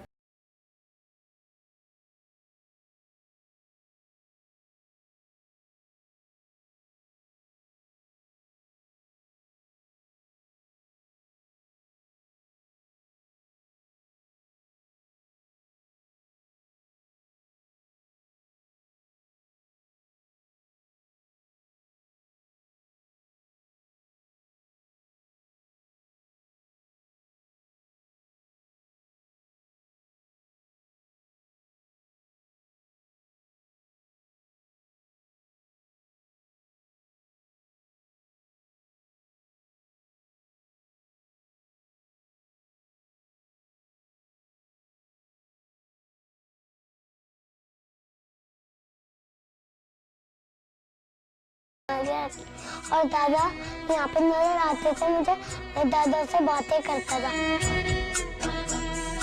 ओ कहाँ तुम चले गए।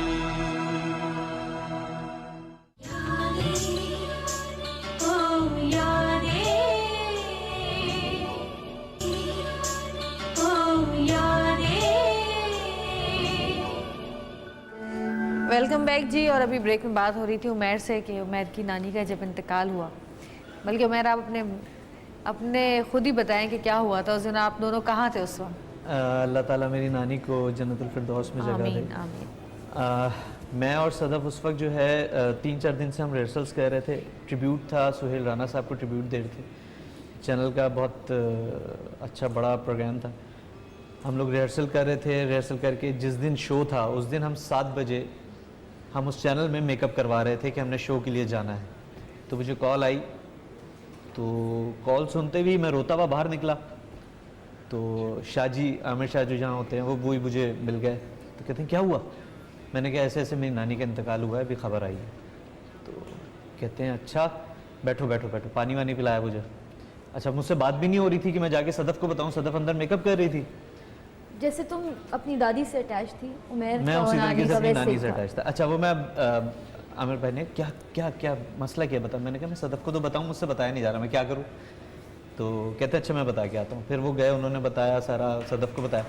सदफ मेरे से ज़्यादा रोई थी सदफ, बहुत प्यार और करती थी, खुद ही उन्होंने हमसे कह दिया था कि नहीं आप जाएं, आप शो ऑब्वियसली नहीं कर सकेंगे अब आप लोग जाएं, जाके जो भी रसूमात हैं आखिरी वो करें। फिर हम लोग वहाँ से निकले थे और फिर उनकी तुम लोग कहीं और गए थे ना? हम लोग, हाँ पहले अम्मी के यहाँ तो नहीं गए थे तुम नहीं लोग अम्मी की कह रहे नहीं, नानी जहाँ नानी रहती के थी घर, वहाँ गए थे। ना। मुझे पता है दूसरे दिन मेरी शूट थी दूसरे दिन वहाँ पे, आप लोग मेरी भी शूट भी कैंसिल हुई थी। हाँ शूट कैंसिल हुई थी। बस ये चीज़ें पता ही नहीं होता आपको किस वक्त आपको अचानक से कोई खबर मिल जाएगी। मेरी आज भी नानी की तस्वीर जो है वो मेरे साइड टेबल पे मेरी और नानी की मैंने सेल्फी ली थी। बहुत बीमार थी उन दिनों, तो मैं जब मिलने उनसे घर गया था तो मैंने कहा आ जाए सेल्फी हो जाए। हाँ। तो उनके साथ मैंने एक तस्वीर अपने हाथ से ही खींची हुई है, वो मेरे पास मेरी साइड टेबल पे जो है वो शीशे के नीचे इतनी बड़ी करके लगाई है। मेरे साथ अब्बू के मामले में भी ब्लेसिंग थी कि मुझे 20-22 दिन उनके साथ रहने का मौका मिला। आईसीयू में रहता था मैं, और वो खैर 20 दिन थे। ये 6 महीने मेरे लिए 60 साल जैसे। तो यहाँ भी ब्लेसिंग ही है, अचानक चले जाते हैं लोग। Exactly. यहाँ मुझे मौका मिला, उसको मौका मिला, बच्चों को मौका मिला। इसकी अम्मी मैं हमेशा जो भी कहता था ना मैं लाहौर आ रहे हैं हम लोग, तो मैं मना करता था। मैंने कहा यार वो तकलीफ़ में है या ये है वो है। उस दिन एक रात पहले इसकी अम्मी से मेरी बात हुई, इसकी अम्मी से रोज़ बात कराता था मैंने कहा चाहे किसी से बात हिम्मत हो या नहीं हो, लेकिन इशारा कर दे या बात ज़रूर करे, क्योंकि वो रिश्ता जो है मेरी सास का जो वो रिश्ता है वो ज़ाहिरी बात है, अल्लाह उनको भी सब्र दे सबको। सालिया मेरी 5 माशाल्लाह उन्होंने और एक तो बिल्कुल समीना की शक्ल की, उस दिन मैंने कहा हाँ। बिल्कुल समीना की शक्ल। तो वो आखिरी दिन एक दो दिन पहले इसकी अम्मी ने बोला कि मैं आऊँ। मैंने कहा आ जाए आंटी। कुदरती मैं मतलब ये हो सकता था कि मैं नहीं बुलाता, या जिस तरह मैं चल रहा था मैं नहीं बुलाता, लेकिन अल्लाह ताला को अपनी माँ के इसकी अम्मी भी थी ना आईसीयू में। यार आईसीयू में आप एक से ज़्यादा नहीं रहने देते ना, मतलब इसके लिए अल्लाह ने इतनी ब्लेसिंग्स दी थी कि हम आईसीयू में 6 लोग थे और 6 घंटे कोई नहीं छोड़ता। तो हर वो डॉक्टर, हर वो स्टाफ, मुझे खून चाहिए था तो होटल से, जिस होटल में हम थे, मुझे अभी भी फ़ोन आ रहे हैं कि वो रो रहे थे। वेटर हैं, रूम सर्विस वाले हैं, मैनेजर हैं, कि वो हम रूम नंबर 314 में जाते हैं, हम लोग को रोना आता है, क्योंकि वो सुबह 5 बजे होटल वाले नाश्ता तो नहीं देते ना। ये क्या, इसके एक चाय और ला के देते, इतना सही है, इतनी सी चाय पीनी है, इतनी सी रोटी खानी है। वो 5 बजे 6 बजे जितने बजे भी वो रूम सर्विस, भाभी के लिए बस ठीक है ख़त्म। अभी ला रहे हैं आखिरी दिन तक इसको किसी ने भी, इससे पता नहीं कितने लोगों ने नेकियां ली, रूम सर्विस से लेके सबकी आंखें नम थी। किसी को यकीन नहीं आ रहा कि हम लोग जा रहे हैं। और मुझे कराची से जाते हुए इतना लोगों ने रोता नहीं छोड़ा जितना लाहौर से वापस आते हुए रोता छोड़ा है लोगों। सही बात। चाहे वो जूस वाला हो, चाहे वो दुकान नदीम वाला ने हो। तो मेरे ख्याल है कज़ा नमाजें भी पढ़नी शुरू कर दी थी अम्मी जब बीमार थी। नदीम हाँ वो एक क्या क्या इंसान करता है ना कि बस सल्लमिया मार। मेरे लिए बहुत बड़ा शौक था। मैं एक मन्नत माना करता था अम्मी के लिए कि अम्मी को कभी कुछ ना हो। छोटा सा था, जैसे मैंने रियलाइज़ किया कि माँ जो होती है वो भाई सब कुछ यही है मेरी, तो बहुत प्यार था, हद से ज़्यादा, नॉर्मल हद तक। मतलब बड़ा होने के बाद भी जब 25-26 साल 20 साल की उम्र में भी अम्मी गेट पे खड़ी होती थी, सुबह 4 बजे आऊँ 5 बजे आऊँ, और पूरा जो फैमिली है उस बात का मजाक उड़ाती थी, अरे यार देखो इनको ये इतना बड़ा हो गया अभी फिक्र कर रही है। तो एक मन्नत मानता था कि अम्मी को कभी कुछ ना हो, अम्मी मरे नहीं, बस मेरी अम्मी मरे नहीं। और हर साल मुहर्रमों में मैं वो मन्नत मानता था। हज़रत मौला आका हज़रत अबुल फज़ल अब्बास अलमदार की मन्नत है, वो मन्नत पूरी होती ही होती है, मुझे यकीन था, ये मुझे पता लग गया था। मेरी दादी मेरे लिए मानती थी ना, शादी की, बेटी की, बेटे की, सब। उनकी ज़िंदगी की सबसे बड़ी ख्वाहिश उन्होंने रद्द कर दी, उस पर सरेंडर कर दिया अल्लाह के लिए, तो उनको बाबुल हवाइज का लक़ब मिला। तो अब उनके नाम से आप लेके अल्लाह से मांगेंगे तो अल्लाह देता ही देता है। मैं वो मन्नत मांगता था और अम्मी को कभी कुछ नहीं हुआ, लंबी उम्र जी अम्मी। मगर जब अम्मी का इंतकाल हुआ तो मैं पहुंच गया अलम पे। मुहर्रम आए, वही तारीख आई, मैं अलम पे चला गया और मैंने कहा कि, और मैं रोता रहा खड़े होके। मेरे अब्बा भाई कह रहे क्या बेवकूफ़ी है, चलो यहाँ से। मैं उनसे कह रहा हूँ बॉस आप, मुझे पता है आप सब कर सकते हैं, मेरी अम्मी को क्यों मारा, क्यों गई वो? मेरी मन्नत तो पूरी इंसान होनी यही है। सोचता है कि तो ऐसा मेरी कभी नहीं होगा। अम्मी से मेरी, देखिए वो आका अबुल फजल अब्बास अलमदार हैं, उन्होंने मन्नत पूरी करनी थी। जाते वक्त मैंने कहा मैं शायद मैं गलत था ना, किसी की ज़िंदगी की मन्नत नहीं मान सकते आप। I was wrong as a kid. तो फिर मैंने रियलाइज़ किया और मैंने उनसे माफ़ी मांगी। मैंने कहा मुझे माफ़ कर दें, मुझे समझ में आ गया, रोते हुए समझ में आ गया था कि मैं गलत कर रहा हूँ। मेरी ज़िंदगी का सारा स्पेक्ट्रम समझ में आ गया। तो मैंने उनसे कहा कि अच्छा एक काम करते हैं, मुझे मिला दें अम्मी से एक बार, ये आप कर सकते हैं। और उन्होंने वो कर दिया। मैं अपनी अम्मी से ख्वाब में मिला हूँ और मैं इसकी पूरी टेक्निकल डेफिनेशन भी बता सकता हूँ। मैंने मन्नत मानी थी, मैं मन्नत मान के भूल गया और फिर मैं जब बेलम से वापस आया हूँ तो किसी रोज़ मैं एक दिन सोया और जब मैं उठा हूँ ख्वाब में, मतलब मैं ख्वाब में हूँ, मुझे पता नहीं है, इतना रियलिटी है वो कि मैं डिफ्रेंशिएट नहीं कर पा रहा। और मैं कह रहा हूँ कि मैं अपने घर में हूँ और अजीब सा समय, कोई नहीं, खाली है और मैं घबरा रहा हूँ। अब देखिए मेरी करंट सिचुएशन जो है ना वो सोच रही है ख्वाब में और मैं कनेक्टेड नहीं हूँ और कहीं हूँ भी थोड़ा सा। और मैं कह रहा हूँ ये क्या है, मैं घबराहट हो रही है घर में मुझे। मैं कह रहा हूँ या अल्लाह ये मैं किसी अजीब जगह आ गया हूँ, मेरा घर है मगर मुझे लग नहीं रहा। मैं बाहर भागा, बाहर दरवाजे के पास भागा और मैंने आसमान देखा तो मुझे आसमान अनरियल सा लग रहा है, ना धूप है ना लाइट है, हल्का सा एक झुटपुटा ऐसा नहीं होता वैसा माहौल है। इन दर में दरवाजे पे बेल बजी, मैं दरवाजे के पास ही खड़ा हुआ। अच्छा मैं जिस भाई को बहुत ज़्यादा बाप की जगह मानता हूँ उसको पुकार रहा हूँ, उसका नाम भी रूफ़ी है। रूफ़ी भाई कर रहा हूँ। दरवाज़ा मैंने खोला तो सामने अम्मी खड़ी हुई हैं और जब स्कूल छोड़ने आती थी ना मुझे तो एक ऑरेंज साड़ी पहनती थी, वो ही साड़ी पहनी हुई है। अब मैं कह रहा हूँ या अल्लाह ये क्या है अम्मी। अब मैं डर रहा हूँ कि अम्मी का तो इंतकाल हो गया, करंट माइंड चल रहा है मेरा, मेरा अम्मी का तो इंतकाल हो, ये क्या है। तो अम्मी ने मुझे गले लगाया और अम्मी ने ना ऐसे कल्ला मस्त करते हैं ना जिस तरह वो किया। This is what she used to do जब मुझे प्यार करती थी वो। और मैंने उनको प्यार किया, फिर उसके बाद शी डिसअपीयर्ड और वो चली गई। मैं दरवाजे पे खड़ा हुआ और अब मैं कह रहा हूँ या अल्लाह ये मैं कहाँ हूँ, अम्मी कहाँ से आ गई, ये तो मर गई थी, ये कैसे आ गई। और मैं अम्मी को देख भी रहा हूँ और अब मैं अंदर भागा अपने घर में डर के। मैं अंदर आया हूँ तो कोई नहीं है। अच्छा करंट हालात में क्या था कि मैं सोया हूँ अपने कमरे में, डैडी नमाज़ पढ़ रहे हैं, मेरी वाइफ खाने बनाने का कुछ इंतजाम कर रही है। अब मैं इस ड्रीम में ख्वाब में घर में भाग रहा हूँ और नादे अली पढ़ रहा हूँ और डैडी को चीख के बुला रहा हूँ, डैडी डैडी डैडी कर रहा हूँ। एकदम मेरी आँख खुली। अब मेरी आँख खुली ना तो मैं अपने कमरे में हूँ, नाइट सूट पहना हुआ है मैंने ग्रीन रंग का, जबकि मैं टी शर्ट और शॉर्ट्स पहन के सोया था। मैंने कहा ये क्या हुआ, मेरे कपड़े कैसे बदल गए। इन देर में मेरी वाइफ कमरे में आई है तो वो साकित है, बिल्कुल खामोश, उसकी पथराई हुई आंखें। मैंने उसको देखा, मैंने उसको आवाज़ दी तो वो कोई जवाब नहीं दे रही। And then I realise that I have gotten, मैं अभी उठा हूँ, एक और ड्रीम में उठ गया हूँ मैं नींद के लेयर्स होते हैं, मैं एक और ख्वाब में। अब मुझे समझ में आ गया कि मैं ड्रीम में हूँ, ये this is not a regular dream, ये कुछ था, मैं कहीं से होके आया हूँ। और अब मैंने चीखना और रोना शुरू किया कि अल्लाह मैं उठना चाहता हूँ, मुझे माफ़ कर दे, मुझे ज़िंदगी चाहिए, मुझे ज़िंदगी चाहिए। दौड़ करके मैं उठा हूँ, एकदम मेरी आंख खुली है तो मैं अपने उन्हीं कपड़ों में था, शॉर्ट्स और टी शर्ट में, और मेरे डैडी मेरे सीने पे हाथ रख के बैठे हुए थे और तस्वीर उनके हाथ में थी और वो भी रो रहे थे, मैं भी रो रहा था और मेरी बीवी पानी गिलास लेकर खड़ी हुई थी, उसका हाथ शेक कर रहा था।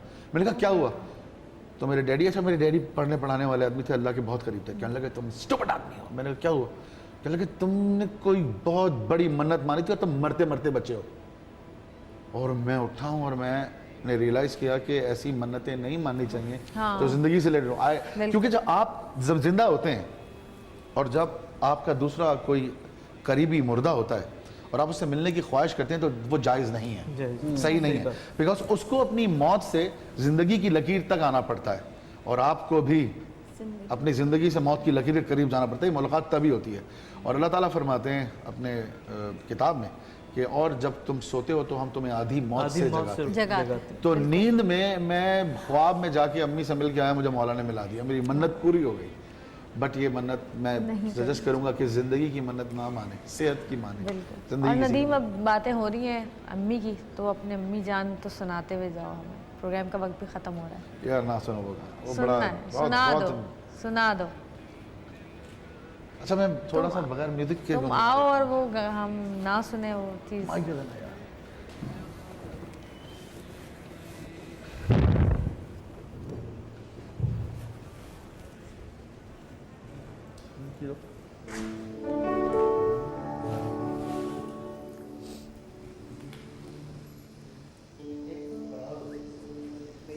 आते हैं, अल्लाह उनको लंबी उम्र दे और आमीन, मुझे कि उनके साथ मैं वक्त गुजार सकूं। अच्छा आमीन आमीन। ये गाना तो मैं सुना रहा हूँ आपको, मगर एक गाना मैं सजेस्ट करूँगा आप सब लोगों को, जब किसी बिछड़े हुए को याद करना हो तो एक इंडियन फिल्म का गाना है, सॉरी बट वो है बड़ा नहीं अजीम कोई गाना। नहीं, हाँ। वो आमिर खान की फिल्म है तलाश, जिसमें वो पुलिस इंस्पेक्टर है और उसका बच्चा मर जाता है। हाँ उसके टाइटल, उसकी पूरी फिल्म में वो गाना नहीं है, एंड स्क्रॉल पे एक गाना है, उसका नाम है लाख दुनिया कहे तुम सुना नहीं मैंने। हो। It is a beautiful song, ज़रूर सुने। अच्छा जब आप वो सुनेंगे तो उसके लिरिक्स ऐसे हैं जो इश्क की हकीकी में भी मिलते हैं। आपको जिस तरह अच्छा गाना वही होता है, तो आप जिस तरह विजुलाइज करना चाह रहे हो आप उसको वैसा कर उसी तरीके से विजुलाइज कर लें। एग्जैक्टली। मेरा गाना सुनो जो है मैं तुम्हारा हूँ हमेशा से, मैं उसको इश्क की हकीकी पे रख के गाता हूँ, लोग इसके मजाजी पे उसको सुनते हैं, वो दोनों पे पूरा उतरता है। बट वो मेरी कनेक्शन अल्लाह से उस गाने से बहुत बहुत ज़्यादा क्लोज है।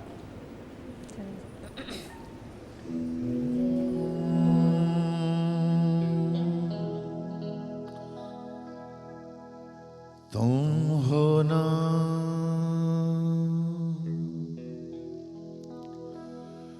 तुम हो ना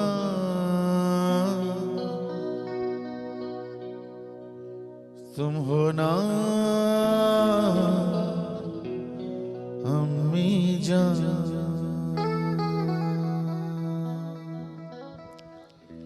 तुम हो ना तुम हो ना तुम हो ना अम्मी जान, कि मेरा हौसला मेरी रोशनी मेरी जिंदगी ओ माँ, तू मेरा हर कदम मेरी हर खुशी मेरी कामयाबियाँ, तुम हो ना तुम हो ना तुम हो ना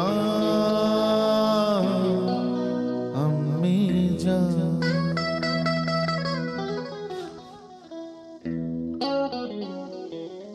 रोज लाती थी जाके नींदें मेरी नीले गगन से,